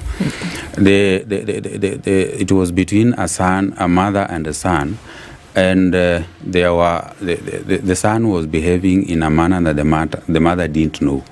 So she brought him to court for malicious damage and threatening to kill. When you see a son threatening to kill the mother, you wonder what is going on. As a magistrate, I will sit, listen to them, make a judgment, probably sentence this guy to 7 or so, to some period in prison. But will that have helped? No. This matter went to mediation. And guess what? At the mediation, when the son was called, and the mediator asked him, what is the problem? Because in mediation, there is a time when you can caucus separately. So the son appeared not to be free to talk about what was going on. So the mediator told the mother to leave. And when she asked the son told the mediator that I just want my mother to tell me who my father is. And when the mother was called in, the mediator told the son to ask the mother that question, because he had never asked his mother. He was over 30 years. When he asked the mother, the mediator said the mother she just started sweating because she had never expected that. She had never had that question. Apparently, when this mother got married to the current husband, she came with this son, and the son was excluded by the others. Even at school, he looked a bit differently. I think he was from the Somali origin. So from the school, even at home, the step brothers and sisters were telling him, "You will not inherit anything here." So he felt out of place completely. So that was the problem. So he was behaving like this so that he could be heard, so that he could be known.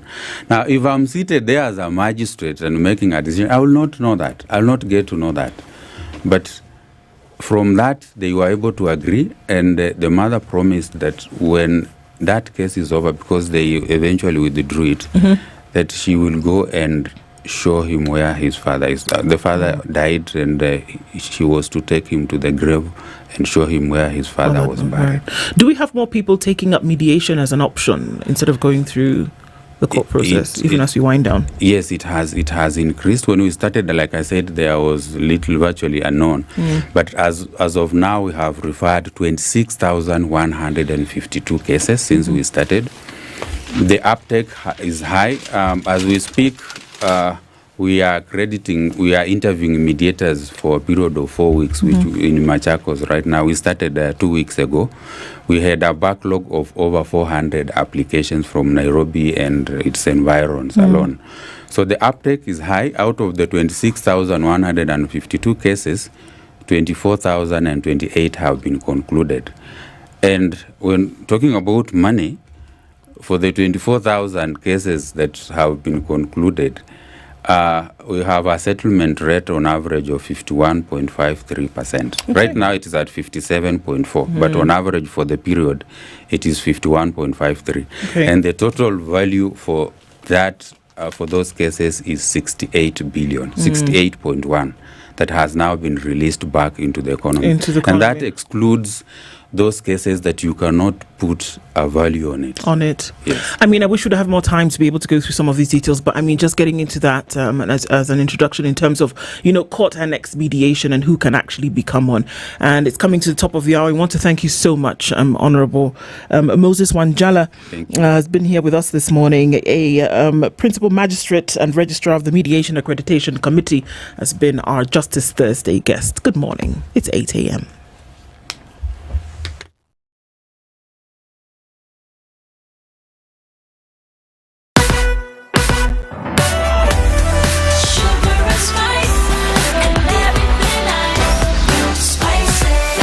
Spice up your life.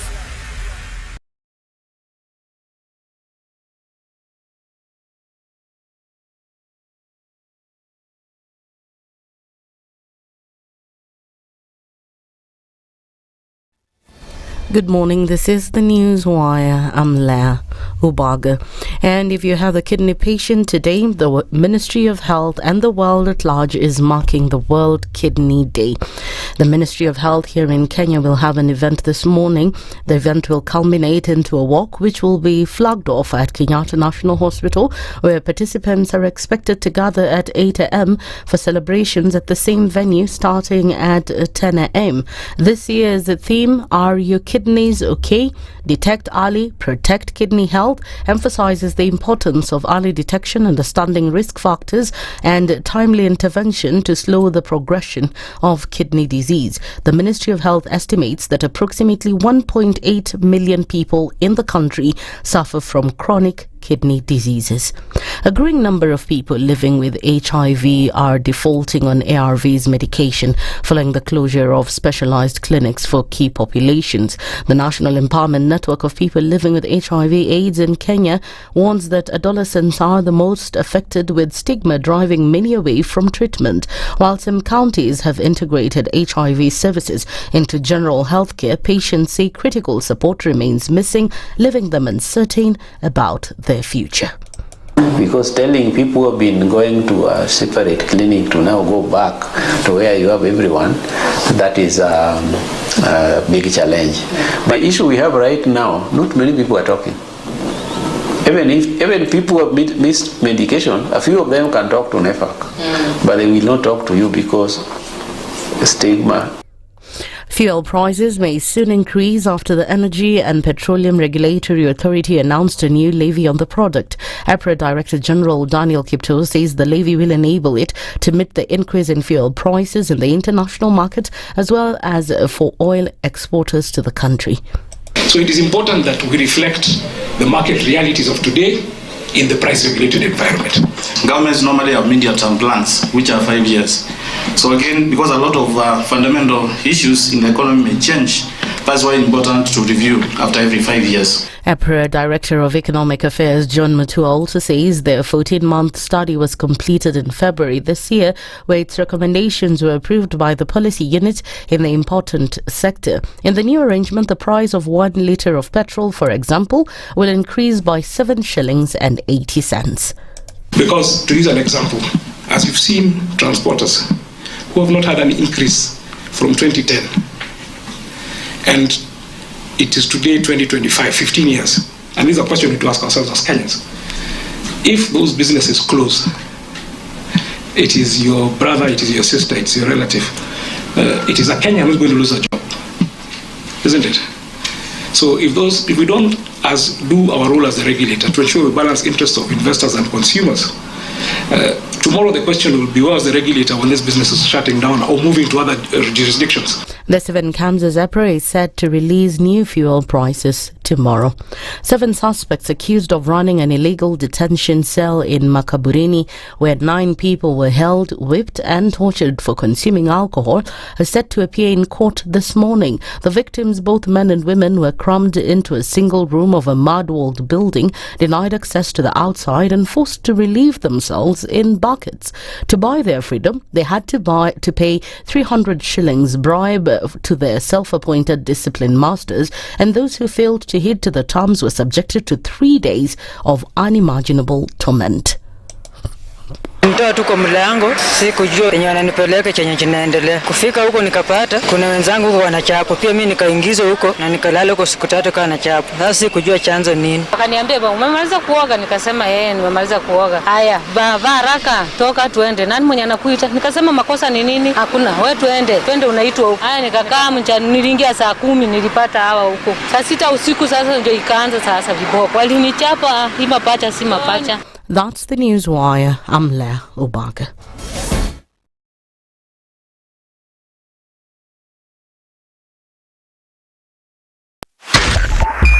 .5 Spice FM, Kisumu.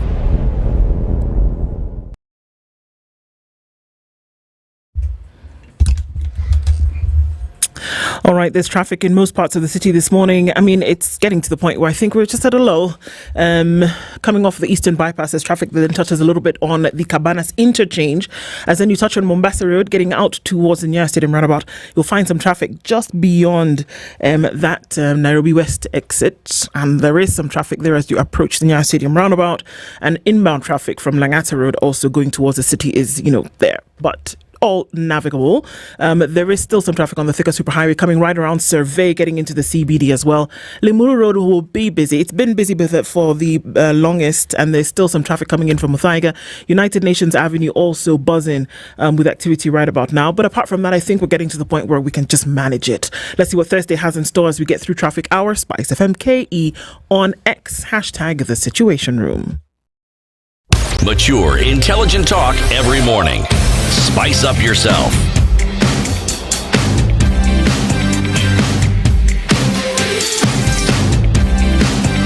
Mornings done right. 94.4 Spice FM, Nairobi. 7 minutes after 8 o'clock into the third hour of Kenya's biggest conversation this morning, and looking at a number of things that we would like to go into today. We will then get into this hour where we get into a bit of an economic conversation, and when we're looking at how you can navigate the private sector terrain, and you is who, we'll look into that as well, and the key economic indicators. Our guest is already in the hot seat this morning. He's an economist with the Standard Bank Group, that's otherwise known as Stanbic to many of us. And Christopher Legilisho is here with us in the hot seat this morning. Christopher, good morning. Good morning. Karibu sana. Asante sana. Like I said, you're in the hot seat of Situation Room, looking at some things very important for us to push through when it comes to the economy. So we'll be looking at that. You, of course, here to give us those insights. But even as you do, we're going to put you to a little bit of work as you try to cool down in the hot seat this morning. CT Muga goes around the African continent every week. Comes back from one country every Monday with a basket full of proverbs from that particular country. So today he's going to share which one he's with us today, and then we'll give you, the awesome job of interpreting that for us. Fair enough? That's fair. Okay. We are in the Gabonese Republic, the Republic of Gabon, a Central African country, but this part of Central Africa that sometimes looks like it's in West Africa. It isn't. It's actually in Central Africa. The proverb, what comes out of the mouth has lost its master. Well, that's an interesting one. It is. I think it references that, what I think is that you need to be careful with what you say or what people say, because you never know how what you say is interpreted by others. Mm-hmm. A lot of times we can say things and we don't realize that you've offended somebody else. So be careful with what you say. I think that would be my interpretation of that proverb. You've put it very well. Simply and to the point, yes. Absolutely. Exactly. Very simple, to the point. And that's it. And as we get into the conversations, perhaps some of those things that we look at economically may not be so straight and easy for us to understand. So that's why you're here, obviously. So thank you very much for that.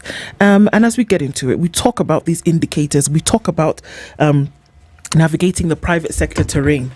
And it sounds like, some highway where only certain people are then able to walk through, and that there are shades and covers from here and there, and somebody's got to shine a light for you, say, step here, don't step here, do this, don't do that. Is that what the terrain looks like, even before we start to look at the indicators that can help us get through it? And when we talk about navigating the terrain, are we talking about governments? Are we talking about small business? Private sector, of course. Walk us through that and why this terrain sometimes needs direction.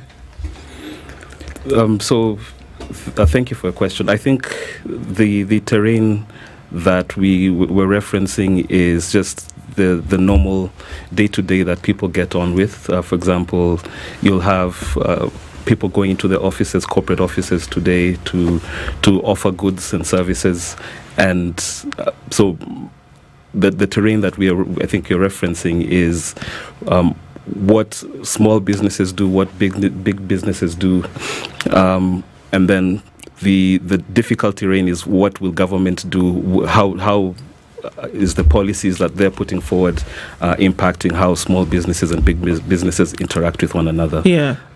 So when we talk about what we're seeing in the private sector economies, I guess the interactions between for all of these different sectors coming together. Okay. Yeah.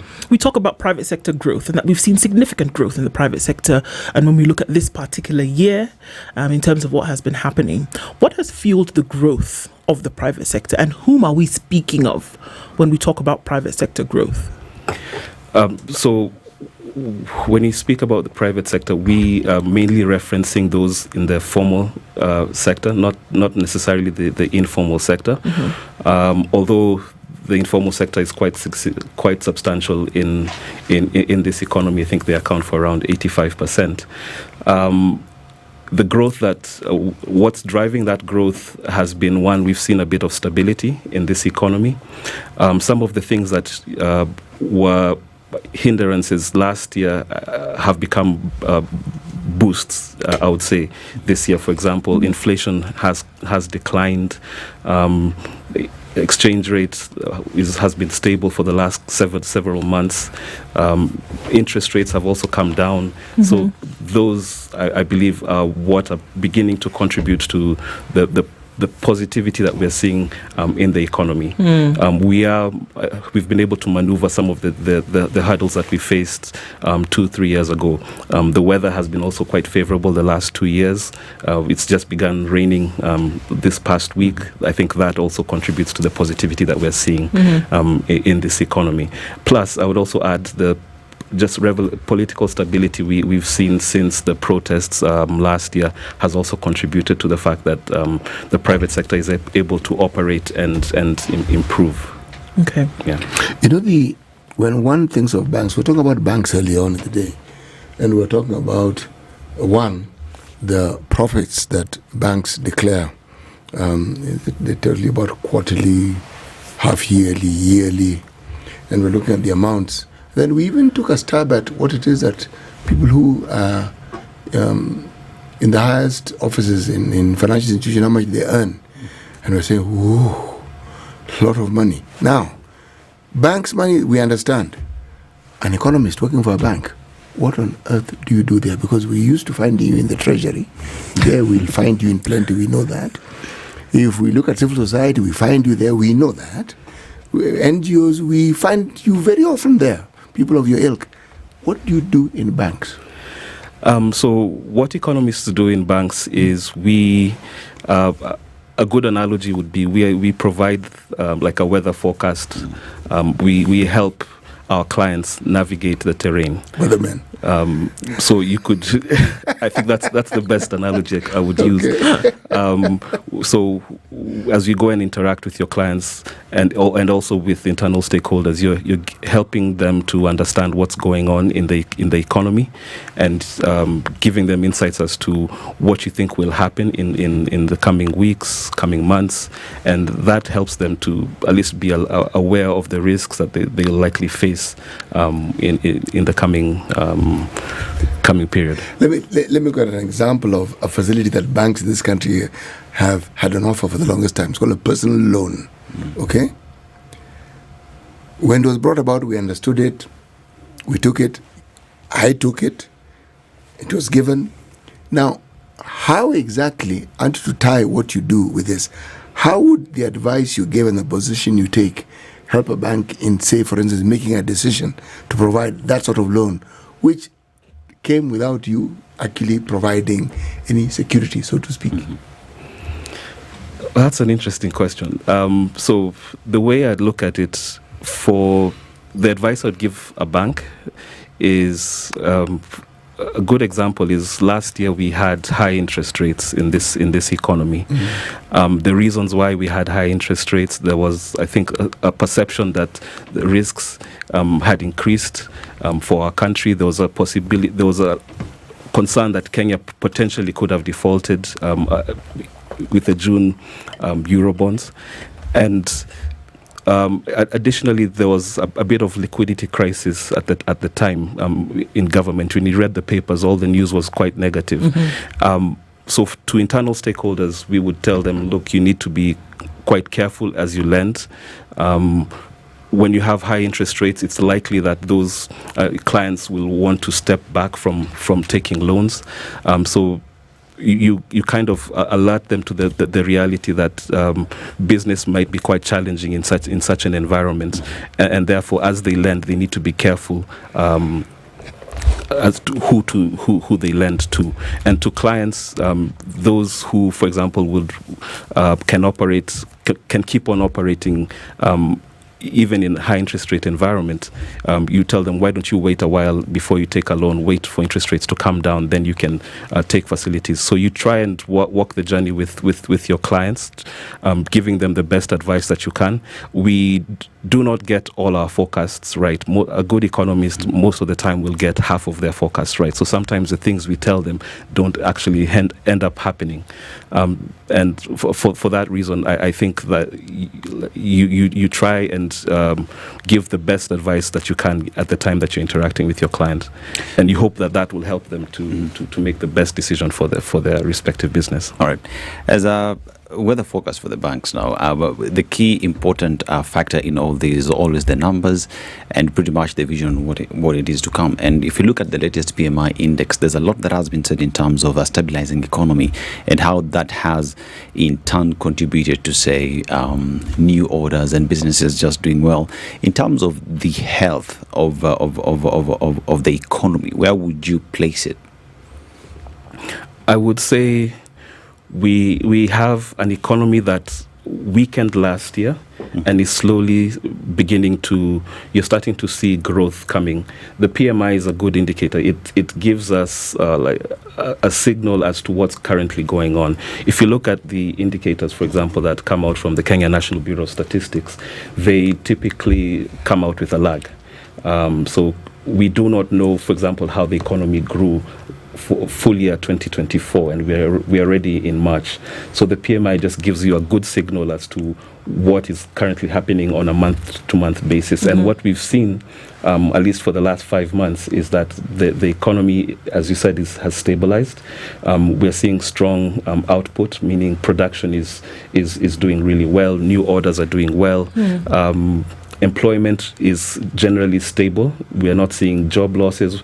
We are generally seeing employers keeping their workforce. Around 2% of employers are hiring. So those are positive signals for an economist that, yes, despite the challenges we've experienced, there are signs that the economy is quite resilient and businesses are thriving, or at least surviving in this environment. Right. Yeah. So what needs to happen in order for you to get from survival mode then to thriving? Because even with all of these numbers that we have seen, inflation dropping, we look at exchange rates, then, balancing out. But we still look on the other end of things, and then life just seems a little bit harder for a lot of people. That there's really not enough shilling for your filling, that you still find that there are extra taxes being applied here, another levy here, an increase in this levy, that, the other thing when you buy fuel, when you buy food. So what then needs to happen? Because they say you can make the perfect circle if you have all the elements going round in this cycle. So what needs to happen for you to strike that gold where you can say, actually, this is an economy thriving. This is the private sector thriving if certain things are all working in tandem. And what would need to happen for all of that? Because countries, organizations, businesses have achieved economic success. They have. We've seen it. What are those elements and how do they play to ensure that happens? I would say, first of all, we need, or the private sector would need, one, having a stable environment, which so far we do. We could debate about the kind of stability. Secondly, you want predictability in, for example, tax policy. One of the challenges we've seen a lot of businesses face is the fact that over the last, I could say 3 years or so, we've seen very unpredictable government policy. That makes it very difficult for businesses to plan and set their strategies, because they don't know what to expect in any 6 months down the road or a year down the road. And that becomes very difficult when a business is trying to manage its costs. So I would say having predictable government policy would really help. They've done really well with regards to lowering inflation. And I think part of that is the fact that we've had good weather. So if we have low inflation over the coming, I would say, 2 to 3 years, that would really also help this economy, because since COVID, we've been through a series of shocks, global shocks that have filtered through into this economy. So my sense is, if you have a period of just general stability, that will help the private sector recover and begin to thrive. But to my mind, having predictable government policy would really help the private sector.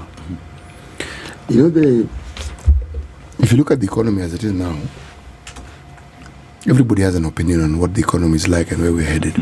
But there's been this discussion, it's an ongoing one, about the cost of living, how it has gone down. And then there's been a competing conversation. They seem to say, yes, that's what we're being told, but people still can't afford to live. Now, so if we're looking at the economy from a PMI perspective, how would one explain this?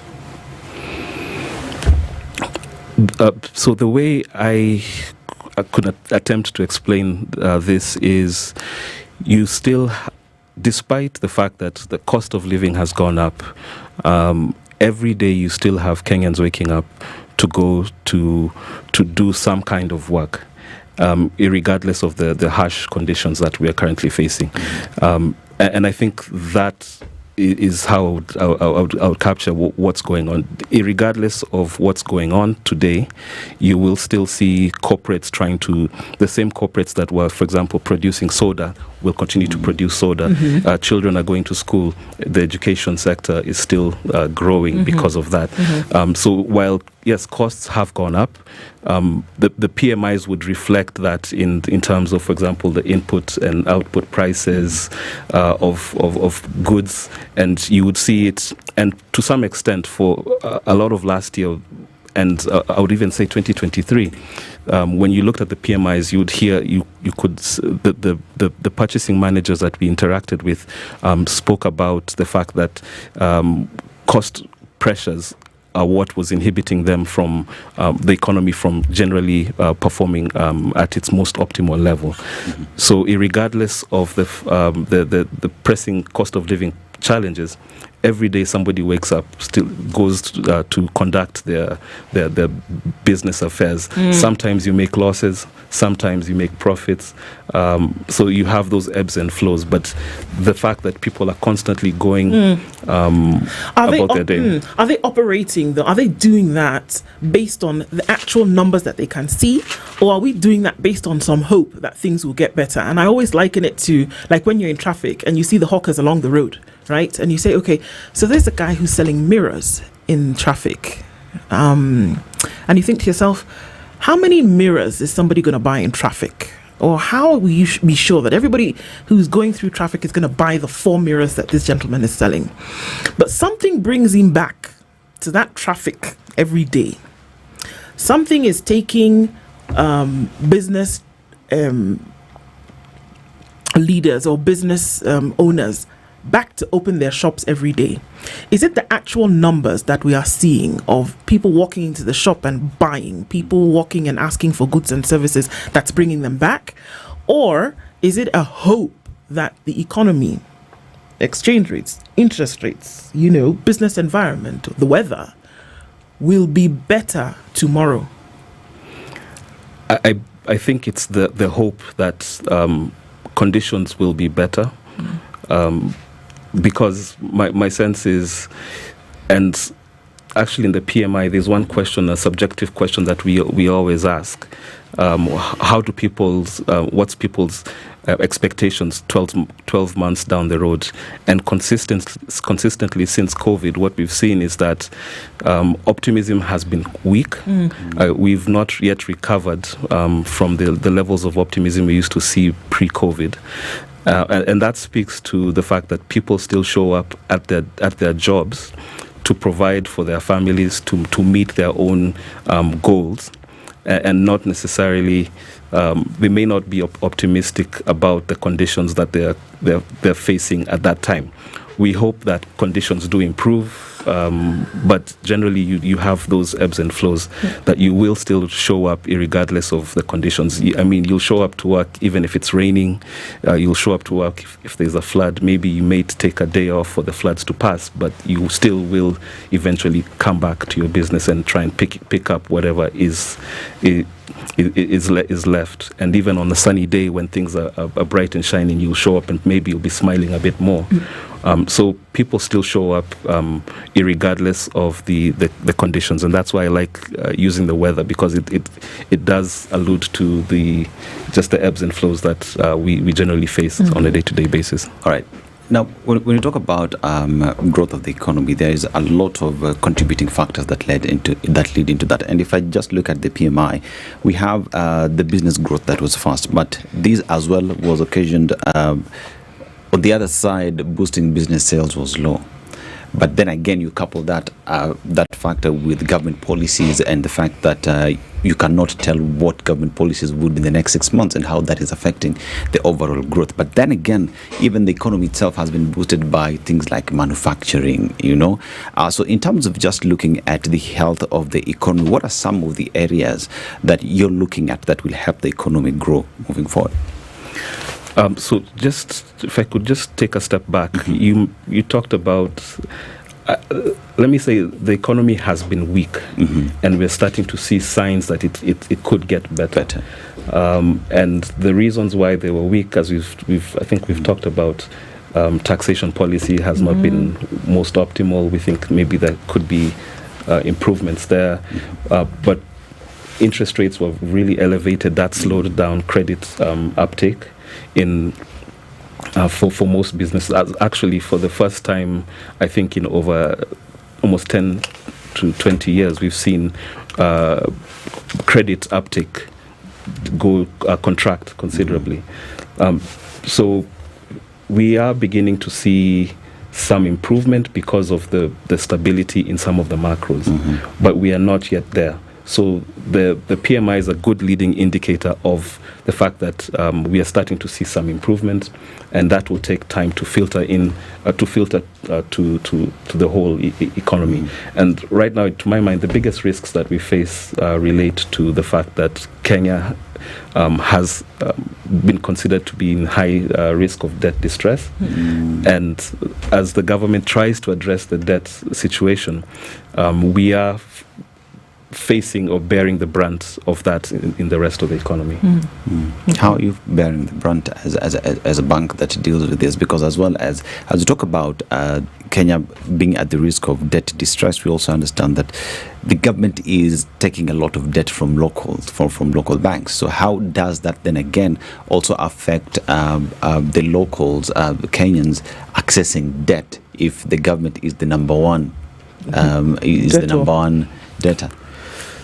So as government continues to be the biggest borrower in this economy, they've crowded out the rest of the economy. Yes. So the private sector is not getting the credit that it should.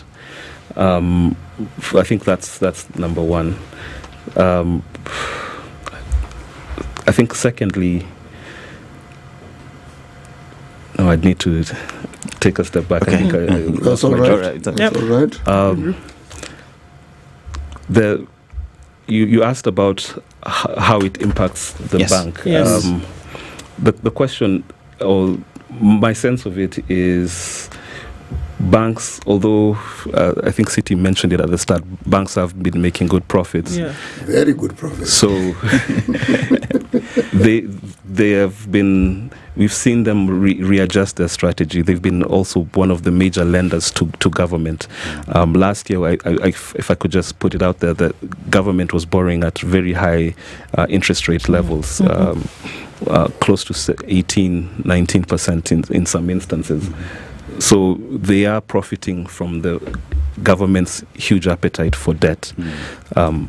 But it's coming at the expense of not lending to the rest of the economy. Yeah, essentially. And those are some of the things that we could look at. I'm just going to get over some humps and challenges here. I'd like us to take a break and come back and look into that with a little bit more detail.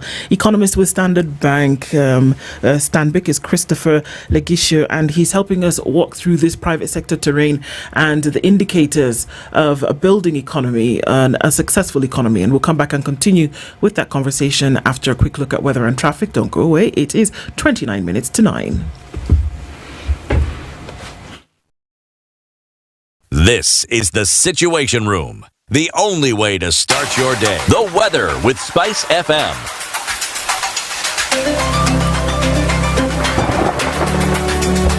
Cloudy conditions in Nairobi at 17 and it's 16 and cloudy in Nakuru and 16 and light rain now. Very 80 Eldoret at 14 with mostly cloudy and sunny at 29 and 21 and cloudy in and into a cloudy Kakamega at 20 with some highs of 30. It's while at 29 I'm ready down for that. Now sunny after morning rain will be some highs. It's sunny at 15 in Johannesburg and at 20 with sunny conditions at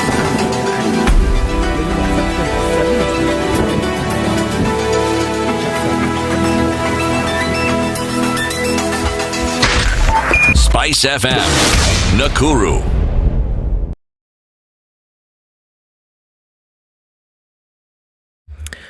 It's all looked pretty good for traffic this morning. It's not piled up anywhere beyond now the Nyayo Stadium roundabout. You're going to get past that and then get out towards Haile Selassie. Not too much of a scratch. Also coming off in Gong Road, we've not done too badly. About the roundabout from the Nairobi Funeral Home out towards the city, not bad here. Some traffic on Langata Road still continues, and then towards Aerodrome Road onto Huru Highway. Let's keep talking. SpiceFM KE on X, hashtag The Situation Room.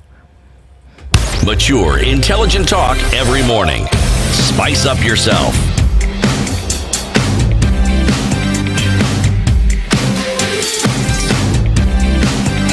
Mornings done right. 94.4 Spice FM, Nairobi. Christopher Legisha is our guest this hour. Legisha, rather, is our guest this hour. We're looking at the private sector. We're looking at this terrain and navigating it. Sometime, I mean, it was after COVID, and many would have said that the conditions, because of COVID and the world has shut down, nobody's really moving. I mean, the danger, or rather, the destruction was untold in terms of what happened to businesses and what happened to entire sectors that were essentially, brought to the ground because of non-movement. So things started to pick up, like we've seen the numbers, inflation has gone down, things like that has happened. But the true picture in the pockets and businesses of people is that it's just a little bit harder. I mean, I look at the real estate sector, when we look at buildings that have been put up and people are not taking up the rent, or people who have previously taken up the rent are having to move. Buildings are offering, 2 years, take it up and, don't pay for the first 6 months so we can ensure. People are eating and feeding their families on the stock of their businesses. This is a March 13th conversation in terms of what is happening.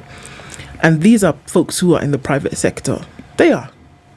So what would be the turnaround that was needed to put stock back into the hands of businesses to ensure that these buildings that are rising, people are able to take them up? Because it's cyclical. If one thing doesn't happen, it affects another thing and another thing and another thing. And that's what the economy kind of looks like to me. So what would need to happen? What would put more money in the hands of businesses in the private sector? So I think I would prefer to have less reduction in taxes. I think that would be one thing that would really help many people at this moment in time. Secondly, when you have a favorable investment climate for all businesses, a sensitivity from our government would really help, especially in this moment, because as you rightly pointed out, since COVID, we've gone through a series of shocks. In 2022, we also had the droughts, and that also caused significant disruption to people's lives.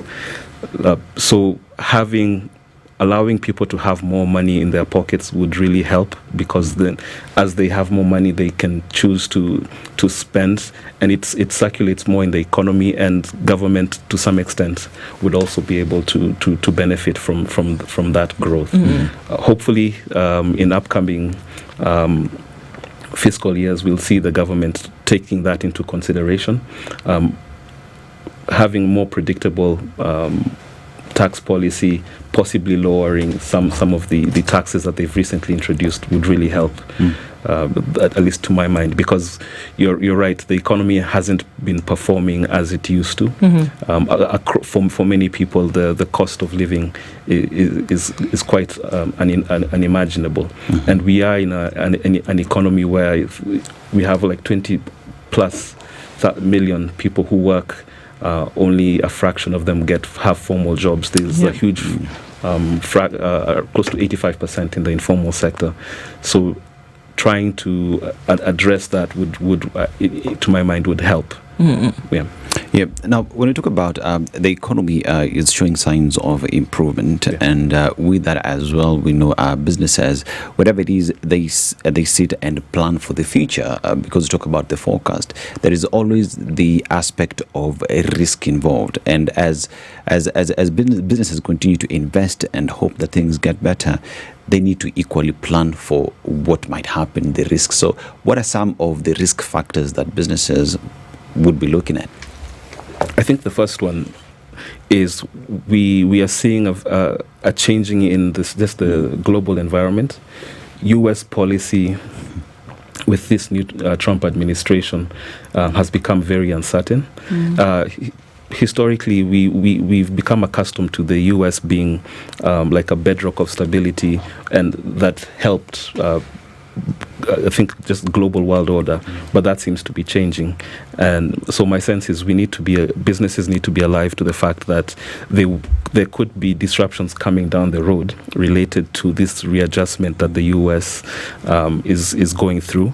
We've already seen that beginning with, for example, the withdrawal of U.S. aid. Now we're seeing these trade wars ramping up between U.S. and its allies. You don't know countries such as African countries that are very far from the U.S., we really don't know what the posture of the U.S. will likely be towards Kenya, for example. So they need to be alive to the fact that whatever is happening globally will eventually trickle down. And it could trickle down through, for example, more volatility in the exchange rate.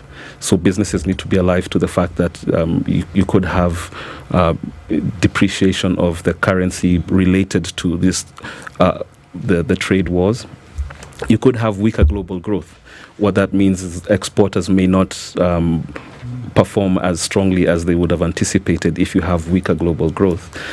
Inflation could rise because of the increase in tariffs. So again, cost of living pressures would be exacerbated.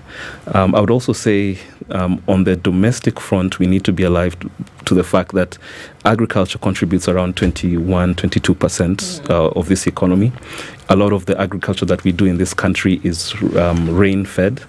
The weather tends to be erratic, so we've already experienced the shocks, and it seems to be becoming quite regular that you will have you move from feast to famine. So you have periods when you have elevated rainfall and periods when you have very dry conditions.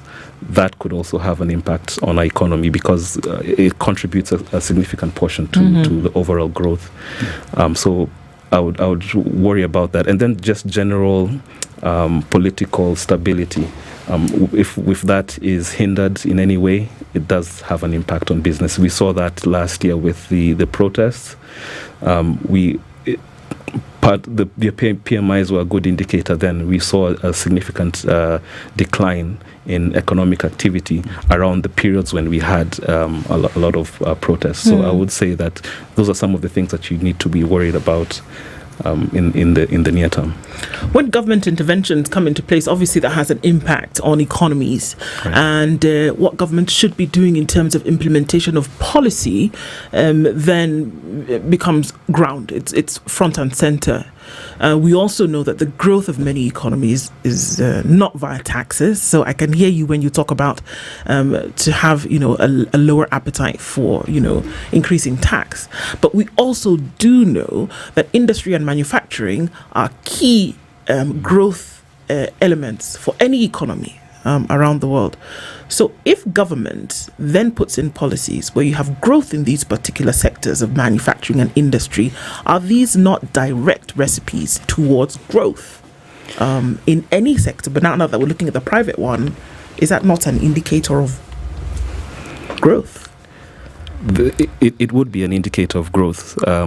If you start to see news of expansion in the manufacturing sector, it contributes at the moment between 7 to 8% of the growth that we experience. So if you see increased investment and even change in policy that allows for foreign investments to come into the industrial sector, that will be a net positive for this economy. What's been quite interesting from the discussions we have with some of our clients is that they indicate that they're seeing a lot of movement towards our neighbors, for example, Tanzania and Uganda. And it's just the fact that they're seeing a stabler environment, more incentive to open businesses in those regions relative to Kenya. So I would say that Kenya needs to be, we need to stop being complacent. I think for the longest time we've been known as the big boys in this region, but you might not realize that the neighbors are catching up and could likely surpass us if we're not careful, especially with the policies that we put in place that are not stimulative or helpful for the business environment. When you talk about the government in terms of pretty much just the country not sitting pretty because we've been the big boys for a very long time, and rightfully said, there are those businesses that seem to be leaning towards our neighbors, and the fact that as well back at home you find the bureaucracies involved, and hence why businesses are packing up and leaving. What would be the correct policy? What would be the advice to the government in terms of creating a good working environment and giving incentives to would-be investors into the country? So I wouldn't have the specific policy prescriptions, but I would say, number one, engage with them. Engage with the for example, the Kenya Association of Manufacturers. Engage with the Kenya Private Sector Alliance. Have roundtables with these entities to understand what is hurting those specific sectors. A good example, I could say, that has, I think, worked favorably for this government has been the intervention providing subsidized fertilizer for farmers. So looking at ways that they can incentivize businesses to produce in this economy, make it as easy as possible to set up shop in this economy, attract the right manufacturers. There's a lot that's happening, for example, with artificial intelligence, technologies rapidly evolving.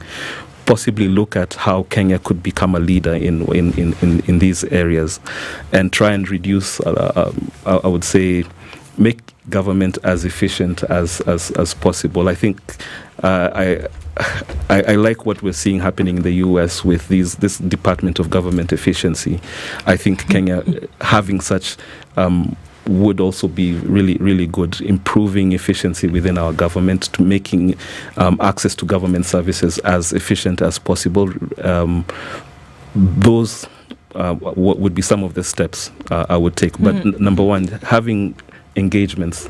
We used to see them, I think, 10 years back, where the private sector would be a party with government in trying to push this economy forward.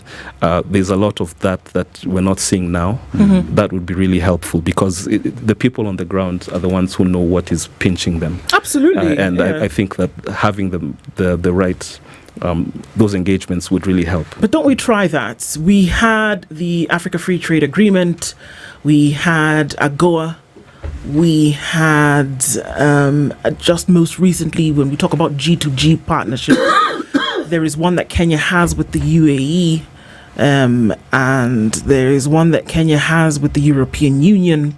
There is an education conversation that Kenya has with the US. So there are very many in terms of framework that has been set up. The folks who will be the drivers of these agreements is the private sector. And we would actually then be able to see the thriving of such. I mean, just look at the one with the UAE, for example, where it is private sector who is expected to fill in some of these holes when it comes to the movement of, meat product from here to the Gulf states. But the one who is supposed to set up the environment whereby this can actually happen is government. You're right. So do we see then some of the challenge being that there's a hump somewhere that you need to get over? Private sector may be ready. Framework is set up by government, and to allow those channels to be open, government has to be the one that would just open the door. I agree with you. I think it's positive when you mention all these frameworks and trade agreements that have been signed. But beyond that, how can we encourage foreign investment coming in? A good, I think, statistic I could put out is when you look at foreign direct investment into Kenya, has been on average, I think, $500 million every year. If you compare, for example, foreign direct investment going into Tanzania and Uganda, it's close to $2 billion, $3 billion, almost $4 billion dollars. So while the frameworks are good, we're not seeing foreigners, for example, being interested in coming to set up shop here. I think because my answer to you is, as we wait for the private sector, there's need for capital to be able to drive the setting up of these businesses that will take advantage of all these frameworks. So making Kenya a very attractive place for capital to come into this economy would be something that would be very critical in my view. And we're not seeing that happening at the moment. To some extent, I think we are seeing what I call the portfolio investors coming in, those who come in to buy, going to our stock market, going into our fixed income markets. But the longer term capital that sticks in a country much longer, we're not seeing that happen, I think, and that is what would transform this economy. Yeah. And but just to backtrace on what you're saying is, if you look at the economy right now, Kenya is at the verge of getting into industrialization. Manufacturing is big and all that. And with that coming from the fact that the background, 22% of the economy, agriculture, then comes the aspect of value addition in making sure that we attract investors to come in, set shop, or we set shop ourselves and go bigger into the export sector. And this is an area that has been lagging for a very long time. So in terms of addressing that, adding value to our own product, hence attract more, would that be an area that the government should be intentional about? Yes, it would. I think it's been, when you mention that, I think it's something that we constantly hear government talk about, value addition, but we don't seem to see much of progress with that, or it still remains a discussion point. So I guess it's moving from just discussion about value addition to actual action, allowing businesses to move into that direction. We are seeing, to some extent, there has been improvement. You do see, on the agricultural side, for example, you do have millers who buy maize, but it's for domestic consumption. You have milk production. We do have companies that produce milk. They add value to that, sell yogurt in this economy.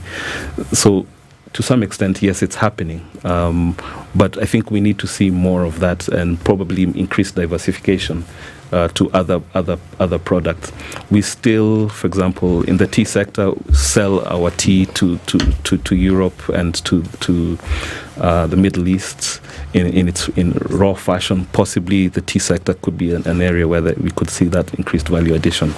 But I guess it's moving from just conversation to actual implementation, and it still speaks to attracting those who can set up those kind of businesses here, rather than if the skills are not available. Maybe that's what's hindering people from setting up here, or the unwillingness of local business people to take that risk. Are there enough foreign investment initiatives in Kenya? And when I ask, are there enough, what is enough? And what is it that we look at to determine that what is received is either insufficient for our needs or it is sufficient? Well, that's a tough question. Are there enough? You don't see. You don't seem to see it a lot when you read our newspapers of businesses being set up. Partly, it could be that a lot of these projects are tied to government, and you then have to wait for government to move for some of these projects to be implemented. And in this environment where you have government not able to invest, I think the focus for example, this government has been in paying off debt. Then there's a lot less that's happening on the investment side. So I think that would be my response.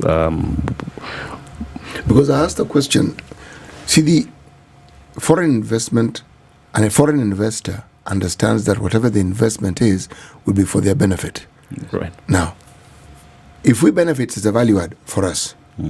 So it's marrying two interests and ensuring that the marrying of that interest will actually meet the needs that the country currently has. If it's in the agricultural sector, if it's in the commercial sector, if it's in the industrial sector. Now, I ask this question because there's been conversation about foreign direct investment going to our neighboring countries. Okay. The question as to where it is that this investment is directed to, as opposed to the ones we received, and where it is directed to. Because another school of thought also says that there are inquiries and there are foreign investors more than we can handle who are very keen to invest. So the keenness doesn't seem to translate into action. Results, yeah. So here we are. We're looking at the discussions, and then there's the reality. Because if the foreign direct investments, or what it is that we hope it would be, there's something we would see, and there's something we would witness, there's something we would experience. The banking sector will probably experience it quicker than the rest of us, because the activities of the banking sector are usually a very clear indicator of what's happening within the economy. These things that we would see, what are they exactly?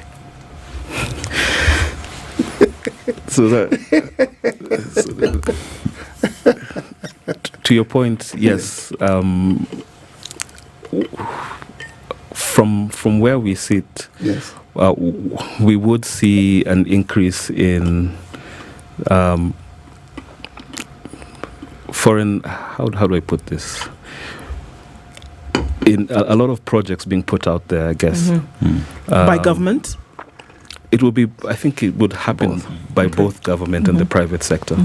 But again, it goes back to how, on the government side, how will these projects be executed?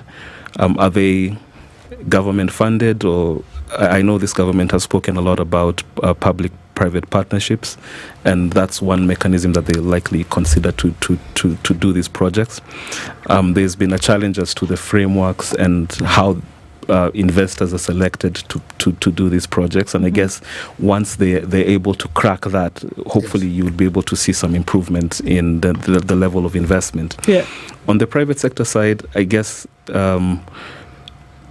it still seems tied to government. I mean, how easily is it for somebody to say, I have $100 million, how can I bring that into Kenya and establish a business? Is it easy for somebody to do that in this economy? What regulations will they need to go through? What hurdles do they need to, check boxes will they need to tick to be able to...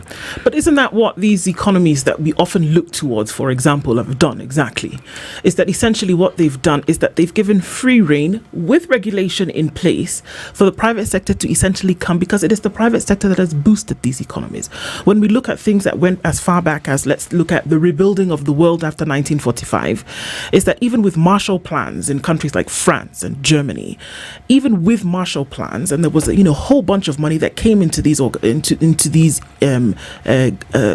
economies, thank you, is that you still had government in place, there were regulations, but you essentially gave businesses who wanted to come out, you ensured that you gave them some of this money, number one. You ensured that you gave them enough wiggle room to be able to do what they needed to do within regulation, and then you also ensured that you were not going to make it difficult for them to operate. They don't have to get 37 different licenses to do something, for example. They don't have to wait 45 days for a license to come out. They don't have to then be taxed to within an inch of their existence to be able to operate. And that is how economies grew. The economies that we speak of are not government-funded economies around the world. These are private sector-backed economies till today. The US, typical, one of them. But we look at China, again, big economy based on government initiatives that allowed the private sector to grow. It seems like a no-brainer to me that you want to get your economy from here to here. These are the 1, 2, 3 things that you need to put into the formula, and boom, you have a result. Why don't we do that? I think, to me, it's unwillingness to address usually the elephant in the room. The fact that we have corruption in this country, that could be one of the reasons why. The main reason, the fact that the frameworks are in place. We've spoken about them. You have export processing zones, special economic zones that have been set up by government, but you have KIPES. You have all manner of positive things that are being put in place, but as a country, we still have to address the perceptions that are out there concerning our country. We, especially for African economies, you're facing competition from other African economies. So before an investor sets up shop here, they're looking at Egypt, they're looking at Nigeria, South Africa, and a lot of times, if they feel it'll be easier to set up shop in another country, they'll rather take that option than come to a country where they feel they'll face hurdles. So I think that, to me, would be how addressing the stumbling blocks that make it difficult, that the investors perceive it'll be quite hard to operate. Will they have to? Will they lose money if they try and establish a business here relative to establishing it in an economy where the challenges of corruption are a lot less? So based on this report, and what would you recommend? And based to say on the that, PMI? Yes. What would you recommend and say, well, these are 1, 2, 3 that moving forward you should take all factors considered? Yeah. Inflation, God knows interest what rates. else. God knows what else and else, yes. International movements as well. So I would say, positively, inflation is headed in the right. It's in the right place. It's quite favorable at the moment relative to other economies. We've had a stable currency, so there is positive momentum there. I would say working on addressing, and that's quite difficult. The level of corruption in this economy would need to really come down. If we had concerted effort to address that would really help to attract investment, because it does dent economic activity, both internally and also from outside. People questioning whether it's good value to do business in Kenya. Again, I would also say you should never discount Kenyans, because despite all the shocks that we've experienced, we're able to achieve growth rates that are quite commendable. 4.6 last year. We think this year growth will likely be around 5%. Despite the cost of living pressures, despite all the challenges that we faced, you're dealing with a very resilient society. Indeed. And I think, for me, that is one of the selling points for Kenya, that aside from all the shenanigans that happen in this country, you still have a very resilient population. Indeed. And I think that is good when you're doing business. And want to go on and want to end on as well. Thank you very much for sharing these insights with us this morning, and just coming off the PMI and seeing then what the forecast is. The hope is that the elements that are needed to complete this formula and to keep it growing will actually be inputted.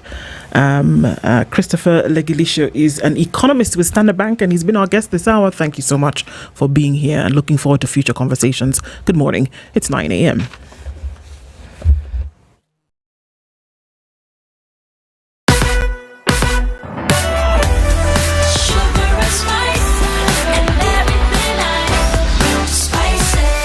Spice up your life.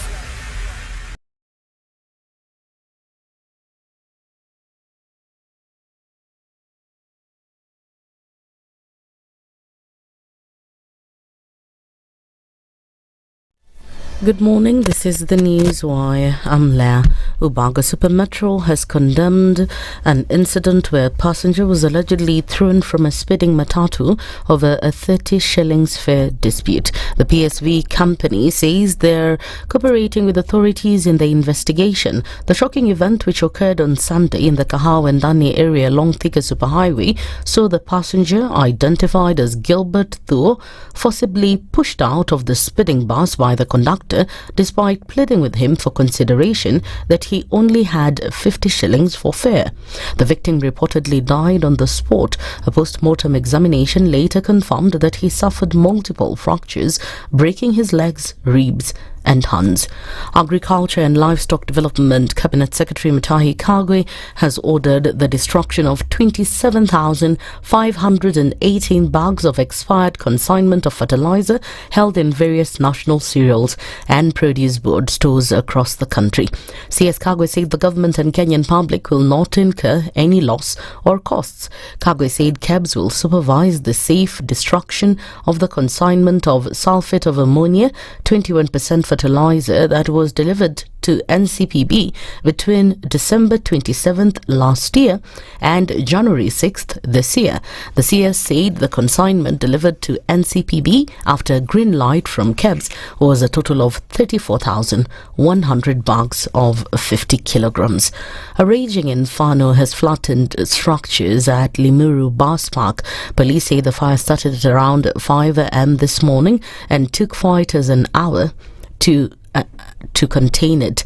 They add that no injuries were reported, but properties and businesses worth millions were destroyed in the incident. The Turkana County Assembly is set to elect a new speaker today following the resignation of Christopher Nakuleu. The race has attracted seven candidates, each seeking to take over the influential position that oversees legislative proceedings in the county. Members of the County Assembly will cast their votes to determine who will assume the crucial role of presiding over debates, guiding legislative affairs, and ensuring the smooth running of the Assembly. The Ministry of Health has reported 11 new cases of the deadly disease that has been causing concern in Kisii County in recent days. Public Health PS Mary Mudhoni says this brings the total number of confirmed cases of the disease to 168, adding that the ministry is working closely with the Kisii County government to combat further spread of the disease. At least in the last 24 hours, we have seen 11 new cases that were reported, bringing to a total number of confirmed cases to 168.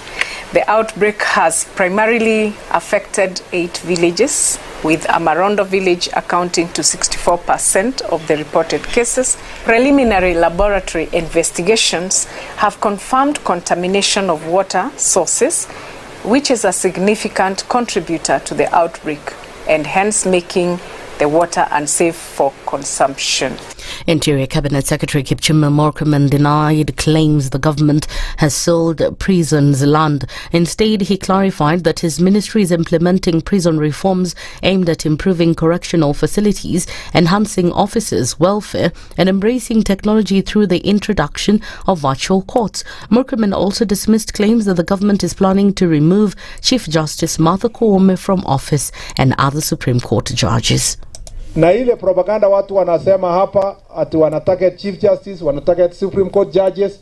I want to assure you that the government of Kenya under William Ruto will not interfere with the independence of judiciary, and Madam Chief Justice will continue doing her job, and we will protect the Madam Chief Justice akifanya kazi yake. Mimi kama waziri wa mambo ya usalama nitahakikisha usalama wake na support yote anapewa Chief Justice, the First Lady Chief Justice. We want to make sure that she succeeds in the work she's doing. Na nyinyi watu wa Meru msiuziwe propaganda. That's the news wire. I'm Lea Ubaga.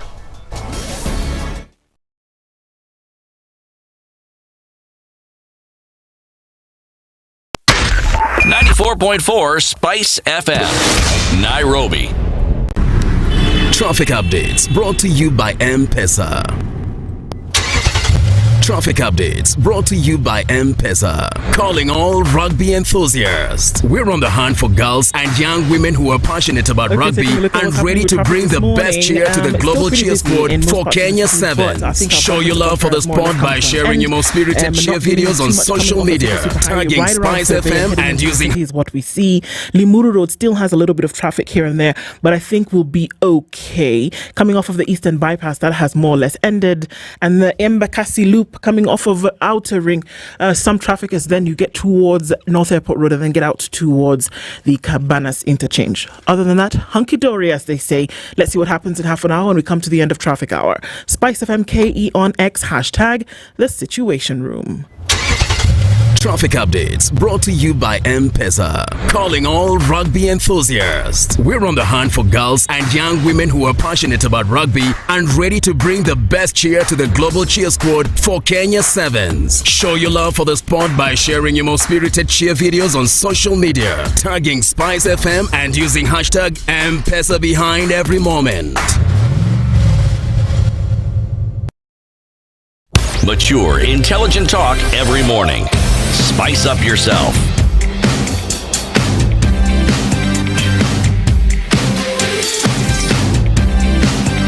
Mornings done right. 94.4 Spice FM, Nairobi. It's 7 minutes after 9 o'clock into the final hour of Kenya's biggest conversation this Thursday. CT, we see you. So we're getting into another conversation this hour, of course, as we normally do. And reminding you about our live streams up and also saying hello to audiences who are just joining us around the nation on radio terrestrial and on KTN. Karibuni sana. There's been a lot that's been happening in terms of what the health sector requirements are, and we're getting into that conversation because the nurses have said, you know what, UHC workers as well have said, no, we cannot continue like this. And joining us in the hot seat of the Situation Room is the Secretary General of the Kenya National Union of Nurses, Seth Panyako. Good morning. Good morning. How are you doing? Fine, thank you. Karibu sana. Sante. Things are not well, it would appear. But we're going to get into that. Let's allow you to take a few minutes of, therapy, whereby you would interpret the proverb for us that CT is going to share, and he's going to tell you where it's from. Then you can take a few minutes to interpret that as we then get into our conversation for this hour. Yes, proverbs for the whole of this week are from the Gabonese Republic. Today's proverb is a simple, straightforward proverb. Easy to understand and easy to interpret. What comes out of the mouth has lost its master. It's obvious that if you speak out, you will not be in control of what you have said. Once people have heard it, it has gone.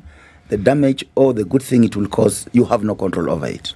Whether you retract it, whether you want to say I withdraw it, it's already out with the people. So it only encourages us that we must speak with your mind, not just go there and talk without knowing what you're saying. Some people say they speak first, then they think after speaking.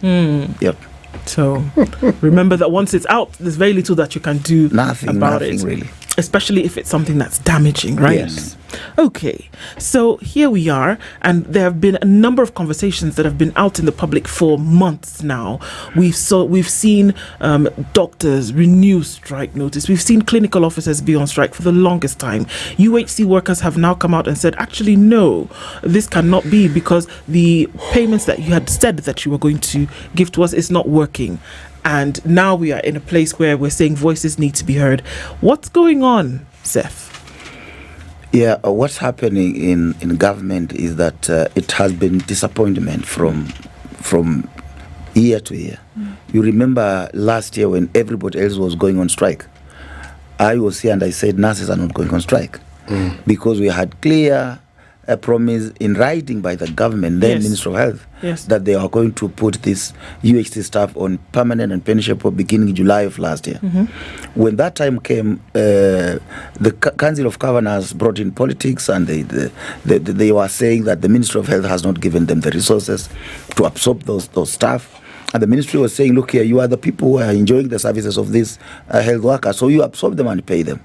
And then the Council of Governors brought up a lot of issues about the wage limits, wage bill limits, and so on and so forth. So it has been pull and push for all this time. This kind of staff are the ones that are pushing what we call universal health coverage. And then you cannot talk of universal health coverage if the people are supposed to deliver are not happy. They are on the streets. When you go to county health facilities today, level 2 and 3 are completely grounded because nurses in those facilities who run those facilities and clinical are nurses and level 3 clinical officers are nurses. So those facilities have died, and those are the most accessible health facilities to our people in the communities. So here we are at a situation today whereby from July 2024 the demand was made. Thereafter we saw governors step in and say, no, we can't do this. But then now we are in March 2025, and what we're saying is that the situation has not changed, nothing has improved, none of the promises have been kept? No, none of those promises have been kept. But when you look at the money that's required, for example, today, to absorb this group of health workers to permanent and pensionable, today from April 1st is 2 billion, only 1.92 billion. And you ask yourself, how much is 1.92 billion? Initially it was 3.5 billion. Now you see time has gone, the year is coming to an end. So if the government is serious, 1.92 billion is pocket change for some guys in this country. So I don't understand how you have poor Kenyans in the communities to suffer when they only require 1.9 billion, 1.92 billion. What's this 1.92 billion essentially supposed to do? It is supposed to they are on contract. So the deficit that you need to add on what they are earning today for them to transit to permanent pensionable, those are about 8,500 health workers. Imagine they just require 1.92, roughly about 2 billion, to convert them into permanent pensionable. But tell me that this government cannot afford that kind of money? It can. So it simply means that somebody somewhere is playing politics with lives of Kenyans. Is this the reason that they gave that government does not have enough money at the current time to then be able to offer this permanent and pensionable status to the 8,500 health workers? You know, the way they did supplementary budget, we saw that the money was factored and it was passed. But when it went to government print, I was told that aspect was removed. Government does it. No one can say government doesn't have money. Our country is not broke, and the government cannot be broke. You have seen, the other day we were told 6 billion was meant for what? Has been stolen. Members of Parliament were saying. Now, out of the 6 billion, they should return that 6 billion and get 2 billion from it and pay these people. You know, Kenya has money. Uhuru Kenyatta, when he was the president, he said we lose 2 billion in a day for corruption. I think today it has tripled. We must be losing over 6 billion per day for corruption, through corruption in this country. And therefore, Kenya has money. It's only that we are indisciplined, we are not patriotic, we are people who they don't even you can steal money that's supposed to treat your own brother. Your brother goes to theater and there's no medicine because his brother stole the medicine yesterday. Stole the money yesterday that is supposed to buy that medicine that he needs. That's where we are as a country. Now, Seth, as we speak, these requirements that are in place are MOUs and agreements that have been signed and deposited to the courts, and one would expect that a court order is something that would be implemented ASAP. But over and over again, agreements agreed upon are being flouted. Where is the disconnect? Again, I'm just trying to say that when we brought in the new government, I think some people had a feeling that health sector should be dealt with, because when you look at the issue of the internship, you remember we were here, and we discussed length about the issue of the internship, and people went on strike. And people suffered because when you look at internship, basically the people who run healthcare sector in this country are medical interns and nurses, because when you go to every hospital today, the person who will attend to you, it is chances are that 99% will be a medical intern. So when they go on strike, the people directly suffer. They said there was no money, but when they met the president, what happened? Money was released. The strike ended. People are now working. They have been paid plus the arrears which were there. So the question will then be, is it money or is it government policy that is not written, that we don't know? It has everything to do with the unwritten policy. Because Kenya has money. Even this money I'm talking about, 2 billion, you just wake up and say, give them a conditional grant and it will be released. There's a lot of money. You heard now we have been allocated almost 200 billion, almost double what the Ministry of Health was getting. Now you ask yourself, this 200 billion, why can't they do reallocation so that they put the 3.5 billion required, give to the county governments, bring this supplementary budget factor in 2 billion, or the Ministry of Health, to the budget they have today, reallocate 1.92 billion to have these people absorbed. There is money. You speak of unwritten policy, and when you talk about it, you are stakeholders in this sector. One would hope that you play ball with the government in coming up with a policy that will be able to address all these issues. Are there conversations around this? And if not, why? We do not need to write any policy in Kenya. We have enough policies that are good that have been running healthcare system. Well, the problem we have is that the policies are set aside, and then people start implementing their own things. For example, you talk of corruption. Is there a policy dealing with corruption in Kenya? It isn't there. You've had so much things to do. Every time ESCC ranks institutions which are corruption within public sector, police is number one, health is number two, health is number two. Have you ever had anybody in the health sector has been prosecuted? No. Nobody has ever been prosecuted and has been, as I've always said, it has been a royal haste in health sector. No one will touch any person corrupt in health sector. So it has nothing to do with policy. We have the best policies, but we are not implementing. We substitute policies with personal interests and corrupt practices. Warapanyako, if indeed what you say is true, and I take it at face value, and that indeed there is corruption at Afia House, the Ministry of Health. I said when the ESCC ranks corruption in Kenya, they'll put the police number one, then Ministry of Health number two. Yes, there's a president who agreed with you. And the focus of this particular president was with the procurement officers. And there was a huge amount of money that somehow, in Kenya, money gets lost. It's not actually true. Money can't get lost. Somebody has to do something with it for it not to be seen. But it's a discussion we keep having, and we seem to be going around in circles. Why? There's no year that passes when we don't have a strike noticed.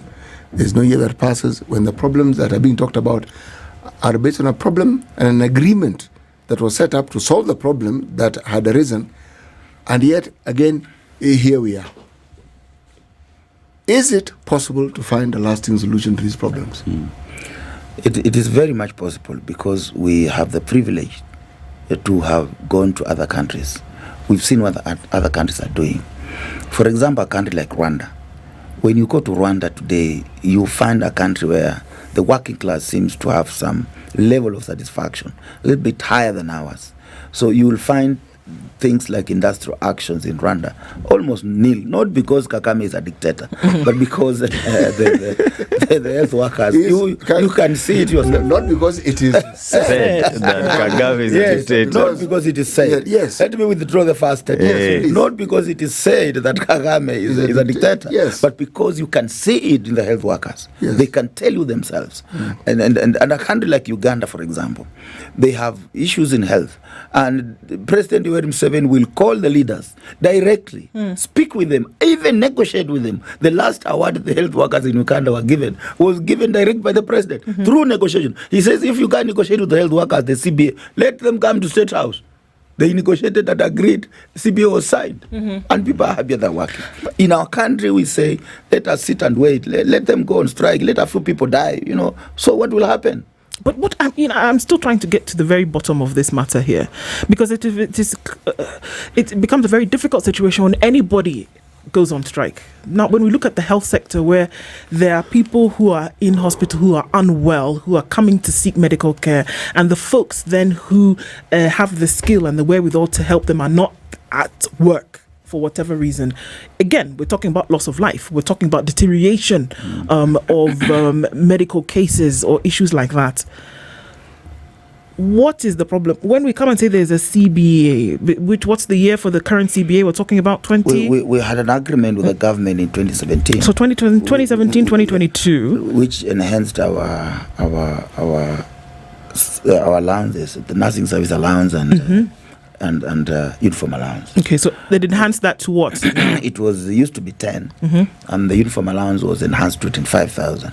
And nursing service allowance was 20. It was enhanced to 30,000. 30,000. Only Moi Teaching and Referral Hospital has fully implemented. Kenyatta has implemented uniform by adding 5,000.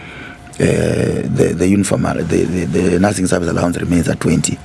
So and are these monies actually being paid? Can and we're talking about health workers here, specifically nurses. Yeah. Has this money been paid? People have realized that you've gotten the extra money. The nursing service allowance that's being paid today is on the pay slip you get and you are using it. Okay. But now the enhanced one of 10,000 has not been. Those that has enhanced was only has been more referral alone. And why haven't these other folks enhanced it? Pardon? Why have the others not enhanced? When we SRC has been giving us problems for a long time. Mm-hmm. When we say we want this thing to be implemented, they say go speak with your employers who are the county public service boards. When we go to the county public service board, it agrees and say you have the money we are paying. They start to pay. When they start paying, SRC now uses Commission for Revenue Allocation and write to them saying, "Oh, don't pay this money."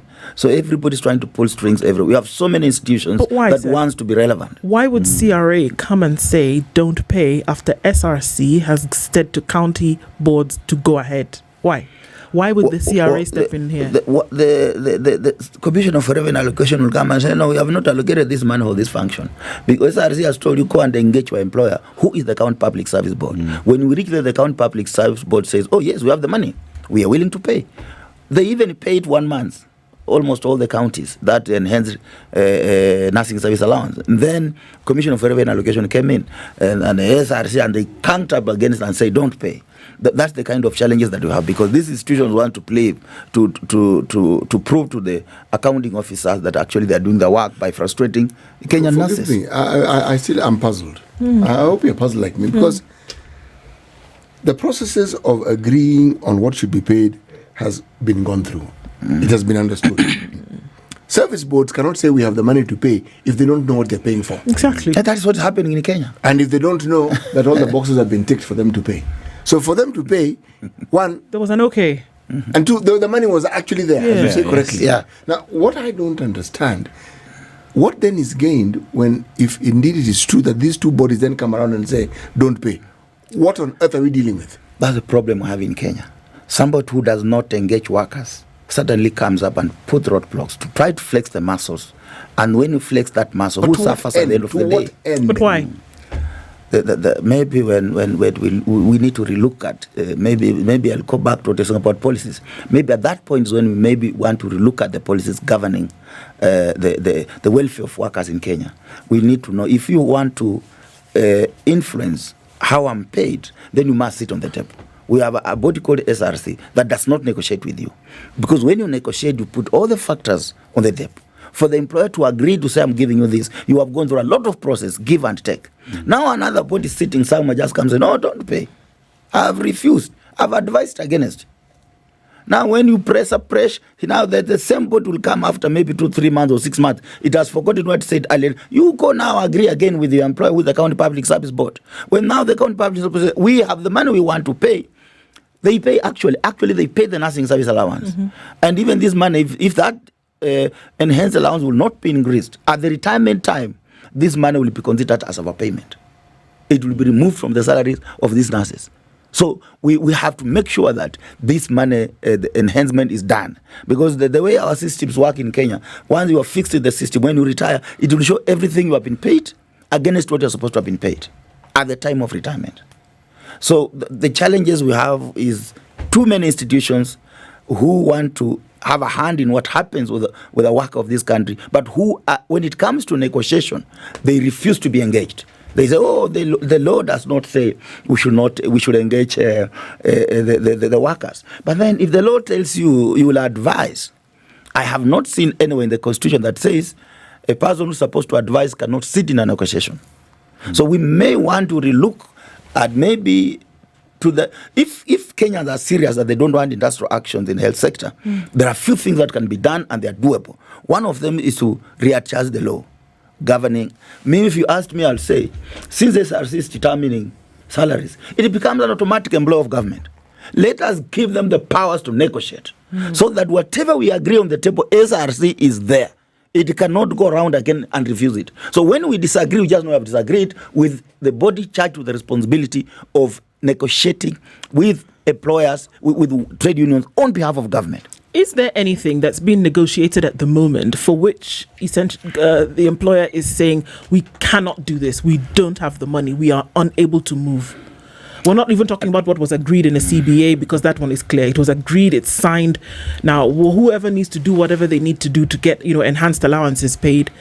But are we dealing with a situation whereby there is a reason that has been given where the employer says, unfortunately, we cannot do this because we don't have the money? The only thing that is coming clearly where they are saying they don't have money is the issue of UHC. Where the ministry is saying, and we can see the communication between the Ministry of Health and the Ministry of Treasury. We can see the Treasurer saying there has been no money, something I have disputed vehemently. I believe there is money, but the priorities are what is different according to me. So I've been speaking to some of members of Parliament. They have been saying they have factored this money in the budget of 2025, 2026. I had a meeting at the ministry a day before yesterday where we did the calculations and we came up with 1.92 billion that is needed. I cannot say they have said that money is not there at the moment, because we looked at those factors a day before yesterday. And I'm supposed to meet the ministry again next week on Tuesday for them to update me on what they will have agreed. And that's little money, honestly speaking. It should not make Kenyans suffer. 1.92 billion is pocket change for some people in this country. The what they take for breakfast. Now, one breakfast, his money is finished. Now, Seth, Seth, as we talk about the agreements that have been agreed, there are a set of demands that UHC workers were demanding, which were negotiated and agreed upon. Of all the itemized items out there, how many have been agreed upon? How many have been implemented? And if others have not been implemented, what are the reasons being given? Nothing has been implemented. You know, when the first contract ended for 2 years, they are supposed to have been paid gratuity, which was not paid. Then they said, let us extend for another 2 years, then we shall absorb them after the end of the 2 years. The 2 years ended, they were not paid gratuity, and they were not absorbed. That ended last year, that they had promised to absorb in July. Then the Public Service Commission came up very strongly with a letter advising that to continue keeping this set of health workers on these terms and conditions of service is not only illegal, but it's also unconstitutional. Because first, they have not had the incremental graded. They have not been promoted. They are earning inferior salaries compared to their colleagues. You know, you finish school with somebody, now you got a job. You finish the same year, then you got a job, permanent pensionable. Then your friend is employed a year or 2 years later, and he comes in with a quarter of what you're getting. You are expected to live in the same house, do the same job. For example, a problem that happened in Kenyatta National Hospital recently when you saw a patient was murdered. One of the people who was questioned for that was a nurse on casual nurse. I'm not saying they did any problem. I'm just trying to say, to whom much is given, much is expected. Now, this nurse is working at Kenyatta National Hospital with those small wages they are paying. But when a mistake happens, he's treated like any other nurse. If he's going to court, he will want to hire a lawyer to represent him because we don't have a professional indemnity. So what I'm saying, it is wrong to give people with the equal academic qualification doing the same job. It's unconstitutional, and you're paying them peanuts. Why don't you have institutional indemnity? That is something that is a very, very big discussion. We have a lot of politics in the health sector. It is something that as leaders we discussed with our members, and we told them we need to have professional indemnity. Lawyers do have it, others have it, but in the health sector we have a lot of... Do doctors have it? No. Health sector, no. I'm saying health sector has a lot of politics that sometimes put us at risk.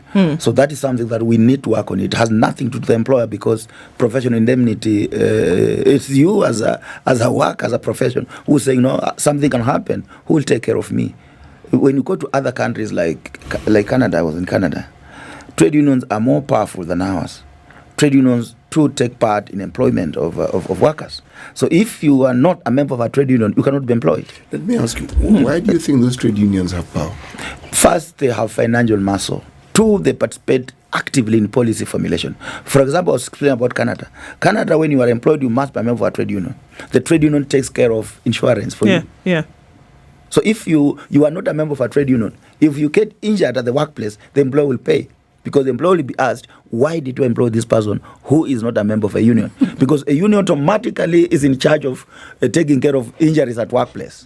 And that's how it's dealt with. Let's take a break at this point. Seth Panyako, who is the Secretary General of the Kenya National Union of Nurses, is here. And we're looking at, impending strike, stopping going to work. What's going to be the straw that breaks the camel's back? We'll come back and continue with that conversation. It's now 29 minutes to 10 o'clock. Come back with that shortly after this.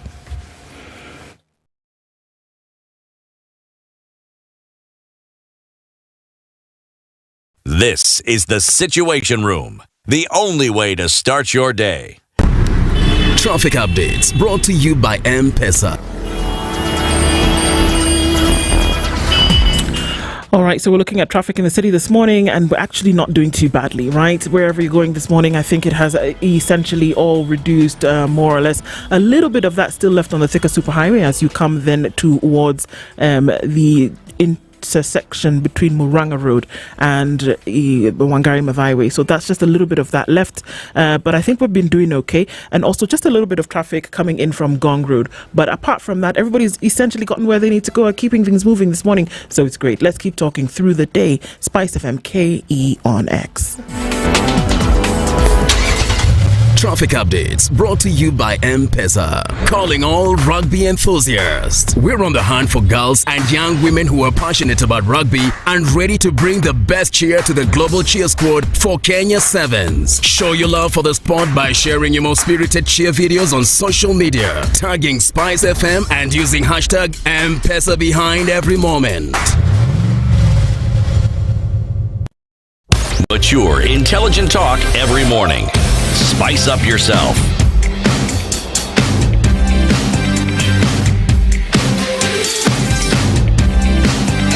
Mornings done right. 94.4 Spice FM, Nairobi. It is 27 minutes to 10 o'clock. Seth Panyako is here as Secretary General of the Kenya National Union of Nurses. And so with all of these elements taken into consideration, understood in terms of what's going on, the notice now, and maybe you can clarify for us, Seth, if that notice has actually been given that tools will be downed and that nurses will not be reporting to work, UHC workers will not be reporting to work from when, if what is not done? They have not been working for 1 month now. Yeah, but I mean, what we want to do is to escalate the strike to all nurses now in Kenya. And we are going to have an online meeting with the National Advisory Council that constitute about 156 leaders of the nurses across the country to ask them to give me permission to issue the strike notice for all nurses across the country to go on strike in defense of the nursing profession, because when we keep our nurses on those kinds of dubious employment, we are hurting our profession. We are hurting our children. When they come and they find things have gone to the south, they'll ask, what were these our grandfathers and fathers doing? So it is our collective responsibility to protect the rights of our young people, because most of these UHC staff are young people. They're our children. So we cannot sit back and say all is well when our children are suffering. But I have every confidence that from the discussion I had with the ministry 2 days ago, I hope something will come out. Because the other time I was very confident and I was disapproved. Disappointed. Yes, I was disappointed. Yeah. So I can't be very sure, but I hope by next week on Tuesday there will be something. And what would something look like? That would be enough. That would be enough to rescind the strike notice, and then also ask that the other health workers who are already on strike would come back to work. They just tell us that the government has reallocated 1.92 billion, and we are putting our UHC staff on permanent pension from 1st of April. That will be the end of that strike, and I will not ask other nurses across the country to go on strike, because there will be no reason. It's not like there's no reasons. We have other very many reasons that will want to make us go on strike, but the current one that we are handling is UHC staff. Even the return to work formula of 2017 is a major issue in the nursing profession, but we are not handling that one at the moment. We are handling only one issue at a time. UHC. Once we finish that, we are still engaging the government from 1st of July, I said here, the only work we are going to do is to fight for the implementation, full implementation of the return to work formula of 2017. And that will be the only item, because we don't want to be going to government with so many issues until the government comes up. When the government looks at what can be done, you say, oh, the policy is bad, or you need direct nursing services, needs you, then they do things. Ikifika ile kitu ya maana ya kuongeza pesa kwa mfuko wanasema imepaki tu mbili peke yake. Na hiyo mbili ndio ina improve maisha ya watu wetu. So we don't want that. We want to be picking one or two issues and we stick on them. You know, I am as puzzled as I was when we started the conversation. Yeah, because, see, every time we have these conversations, it is clear that a promise has not been kept.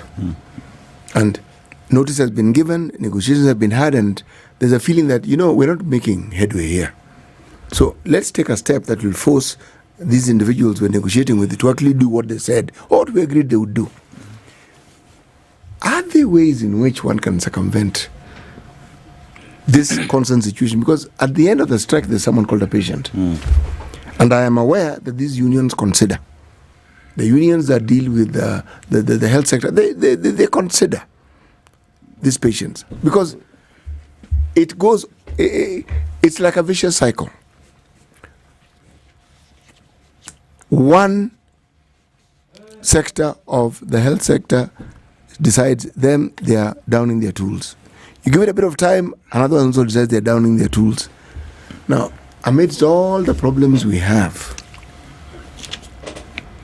surely that's one additional burden on the so-called mwananchi. Because now, it's like you dare not fall sick. You dare not have a problem that takes you to hospital. And even today, as you talk about that, Seth has just alluded to the fact that there have been promises before that have been given. You are very optimistic, you are let down. But even now, as we go back into discussing and making sure that these we get into another agreement, what are the guarantees that will be put in place so that we don't have a repeat of the same? You see, that is a question that can only be answered by the government. But what would you want to see? Because they are the ones causing problems. I think we need to have a harmonized way of having human resource function handled by a central body that can ensure that there is a uniform treatment of health workers across all the public sector. You find like count A is paying this, count B is paying the other one. National government, like this UHC stuff, those in the national government were absorbed. Those are the county government that are the ones suffering. The same people they were employed with are now having their terms and conditions of service improved. They are earning maybe around 75% more than their colleagues that were employed at the same time. Because at the same level? At the same time. The only difference being that national and county government? Exactly.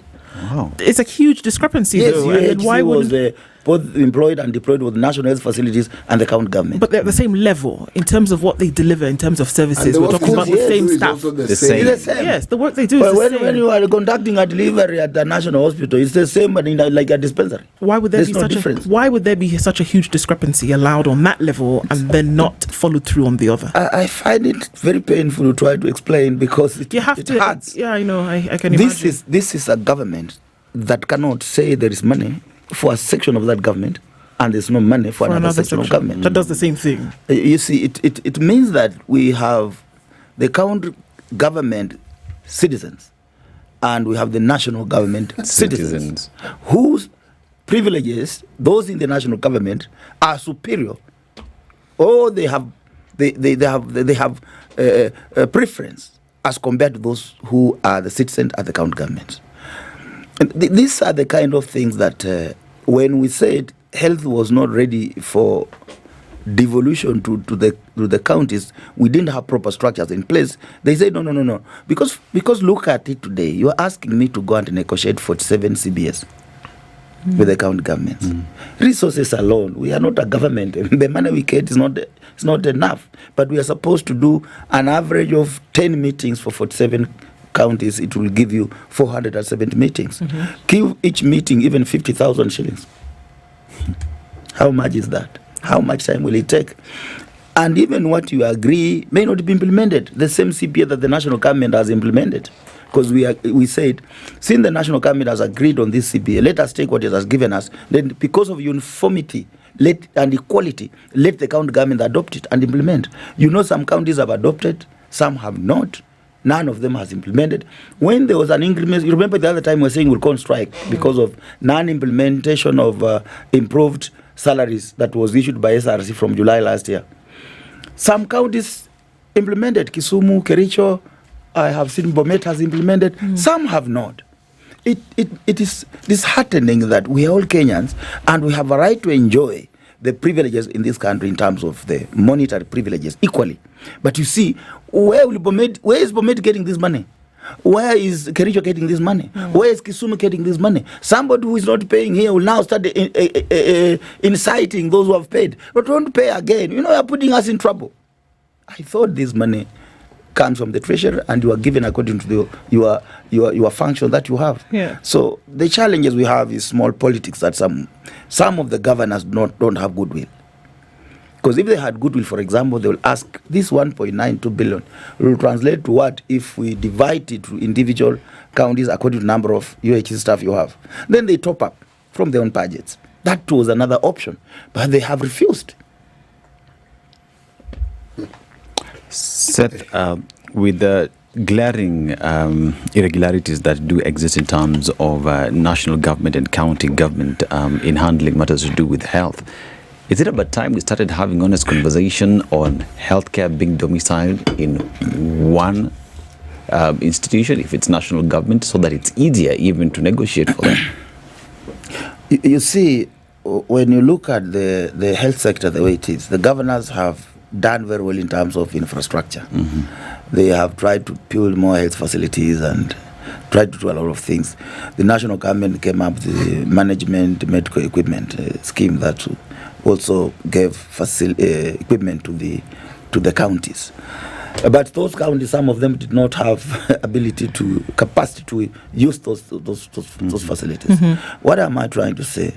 I'm trying to say that the main problem that we have in health sector is not entire thing. It's about the HR, human resource for health management. Yes. And we don't want to talk about national government, because once we talk of national government, the governors jump up and about that we want to go back to the national government. We want a central board. And that's why I was selecting my word. I said a central board that can ensure there is uniformity and can negotiate. And when it comes to those negotiations, it should not be about health workers alone. Because at the county government level, we have other workers who are not health workers. They're equally going through the same problems. A county like Kakamega has not paid salary for February.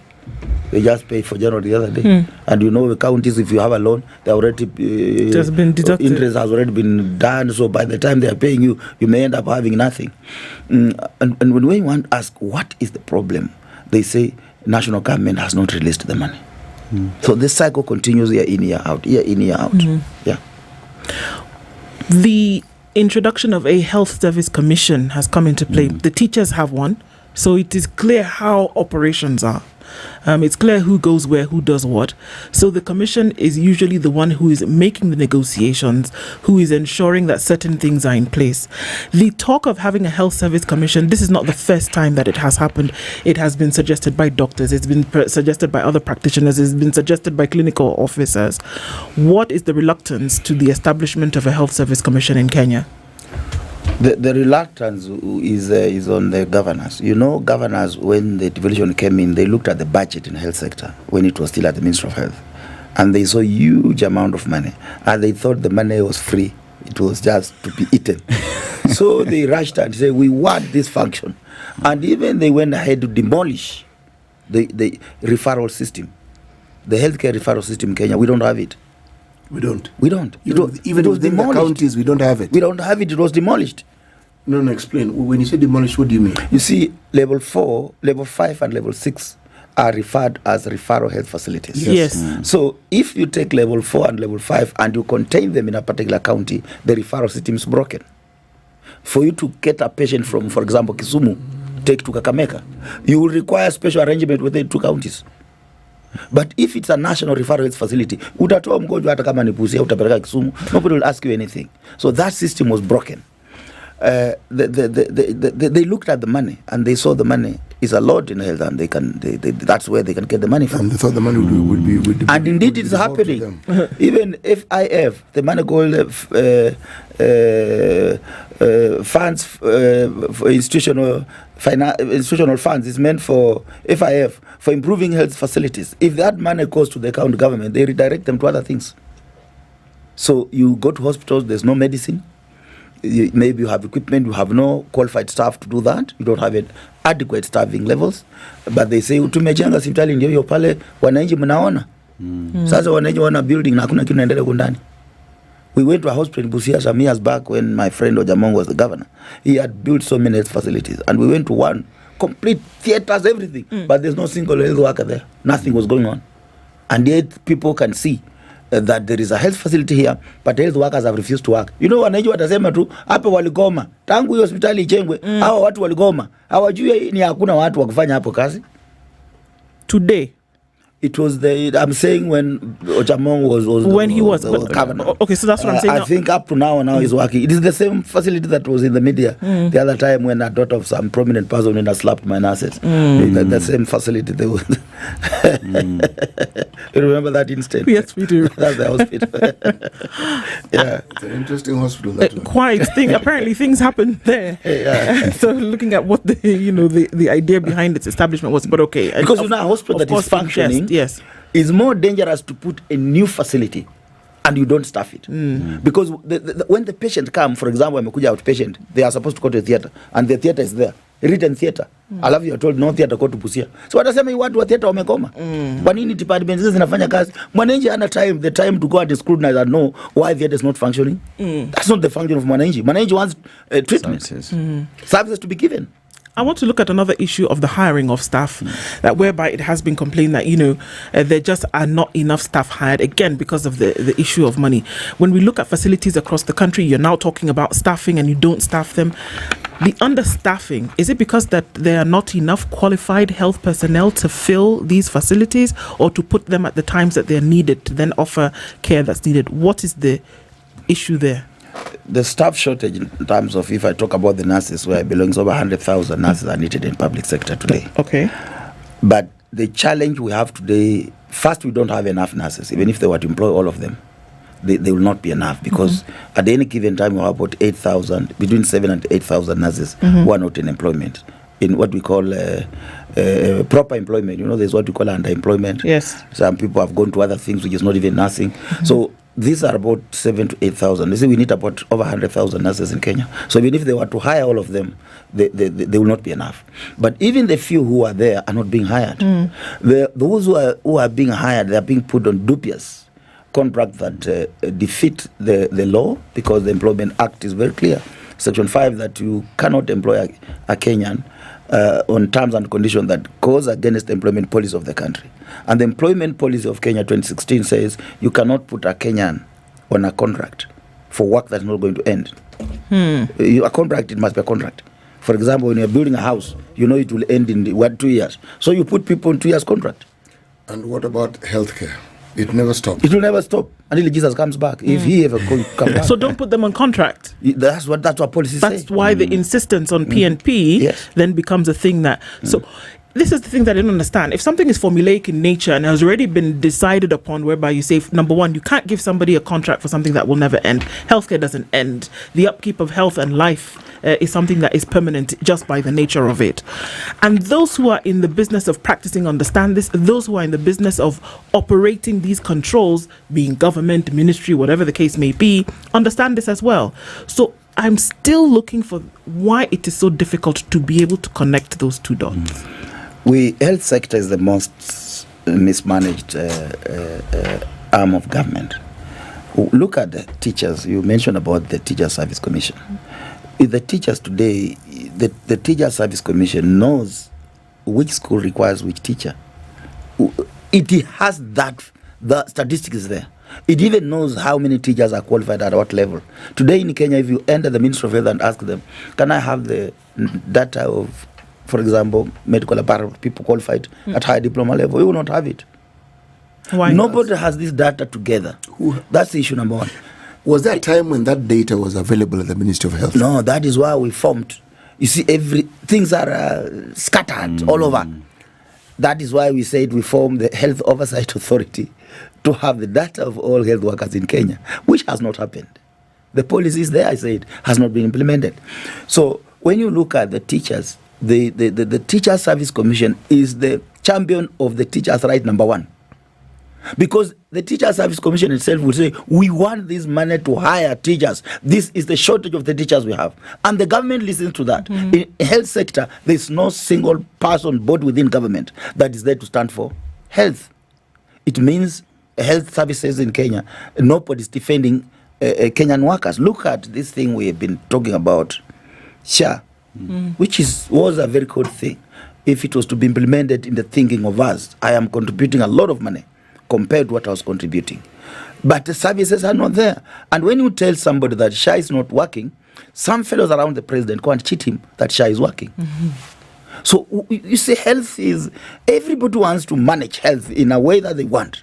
So unless we agree, again, look at even that SHA, if you are to implement it properly, you cannot have you and me working 4 million Kenyans to shoulder the burden of healthcare services for 55 million Kenyans. If you were to ask me, I had a conversation with one of the most progressive members of parliament yesterday, and I was asking him, what do you think is the best way to go? The man is so brilliant. He told me the best is to stop deducting workers the money for SHA. It is to make it a tax. Put it on something that goes to every village in Kenya. So that even that person saying, I'm not employed, if he receives money from his brother, 1,000 shillings, and he goes to buy kerosene, he has paid tax already for health. Then health becomes universal. When I was in Ghana, they said universal health coverage is free. And if universal health coverage is free, then it is public. So public healthcare services, if they have to be universal, if you must attached to the word universal health coverage, then it must be free. Free services in any country are funded by taxes, not levies from a section of the citizens. That fellow of yours is actually bright. He's very bright. I can admit to you. I'm saying he's bright because I am thinking of something that has been reintroduced. Toll stations for payment. Somebody came up with the levy, the fuel levy. Yes. Brilliant. You buy fuel, you're paying. You're paying for that road maintenance. This toll thing is robbing us. It is double taxation. Double taxation. We've already paid. Why do you want me to pay again? You may have pulled out your point, CT. They're stealing from us. Unless it is optional, like expressway, where you decide have to use it. You use it or you don't want to use it. Yeah. But if it's mandatory, they are stealing from us. So, if we're looking at UHC, that would essentially be free. Tag it on to the taxes, what you're talking about anyway. And that's what happens. I mean, we have replications of that. Yes, Ghana is an example. The NHIS, the NHS in the UK follows the same, where you pay taxes and essentially you can walk into hospital. Perhaps that's something that needed to be looked at. Because when we talk about, UHC and the coverage and the way it's going, Taifa Care today, not only are those who go in to seek care, also those who give the care are affected by this. So there's the call from people when we say it's not working. From the worker's point of view, and I think it's important to bring this in here because it contributes. From a worker's point of view, what's the uptake and what is the general idea about how it's been working in the last couple of months, weeks? The on SHA? Yes. I have to tell you what my people are telling me. Please do. It is not working. I have I'm also in other world. I'm also a small politician. So a small one, okay. My chief campaigner, who also campaigned for the president in my constituency, he's the most lethal man today where I come from. Is lethal good or bad? Has very bad on the mouth. When you give him the microphone, if you are in bad books, just start walking away. He will dismantle you. I'm sorry, I don't have to discuss personal matters. Yes. A friend of mine, let me leave about that one. Okay. A friend of mine somewhere is poor, cannot afford healthcare services. The wife has a terminal illness that has to be managed on a daily basis. I decided to pay SHA for a whole year because those are the level of 300. So I paid 3,600 for 1 year. SHA has never, for 6 months, SHA has never worked. When you say it has never worked, what does that mean? You see, when you go, they tell them it has broken down. The system is not working. It is not working. It is not working. And yet you have paid the money. So I end up giving money again from my pocket for treatment. Help this family for treatment on a daily basis. Because he is my friend, a close friend of mine. I cannot leave a close friend of mine to have his wife die when I'm seeing. So I have to get from my pocket to support him. Yet I have paid that money. And myself, I'm paying over 20,000 to this thing called SHA. Where is the money going? Okay. So where does it leave health workers who are then in these facilities and then cannot offer the care? That's the question also. Yeah. Where does it leave health workers? The most traumatizing thing is that you work at Mbakasi Level 4 Hospital. And when you want to access those services at Mbakasi Level 4 Hospital, you'll be told, no, you cannot be treated here. Go back to where you stayed to a dispensary. So you are sick, you are offering services, you cannot be treated in that hospital. Why? That is how SHA has been structured. We understand. We understand. We understand. If you were to go to the hospital they direct you to, would you be able to receive that service? You will not, again. Leave alone now being told to go to that dispensary. You will go to that dispensary although there's no medicine. And that SHA is not working. Okay. So from a health worker's perspective, also looks as though there are challenges from those who come in to seek care. There's also challenges here. Serious challenge. It's very frustrating. You are offering services you cannot access yourself. And this SHA thing was a very good proposal to make health universal, so that it's accessible to everybody. But we need now to relook at it. Look at what the other countries are doing, as you have said. Let us make this thing a tax, everybody pays. Even if it's a tax and they reduce what you are paying, I have no problem. If I will not receive any message, come for Harambe. Mtu yetu amepata bill kwa hospitali, cannot pay, come Harambe. Oh, amekufa, tumalize bill. If that will happen, I have no problem paying that tax and still paying what I'm paying for my salary. As long as it will be free and it will be available. Yeah. So what way forward, both for a working healthcare system and the issues that you raise as healthcare workers? What way forward? We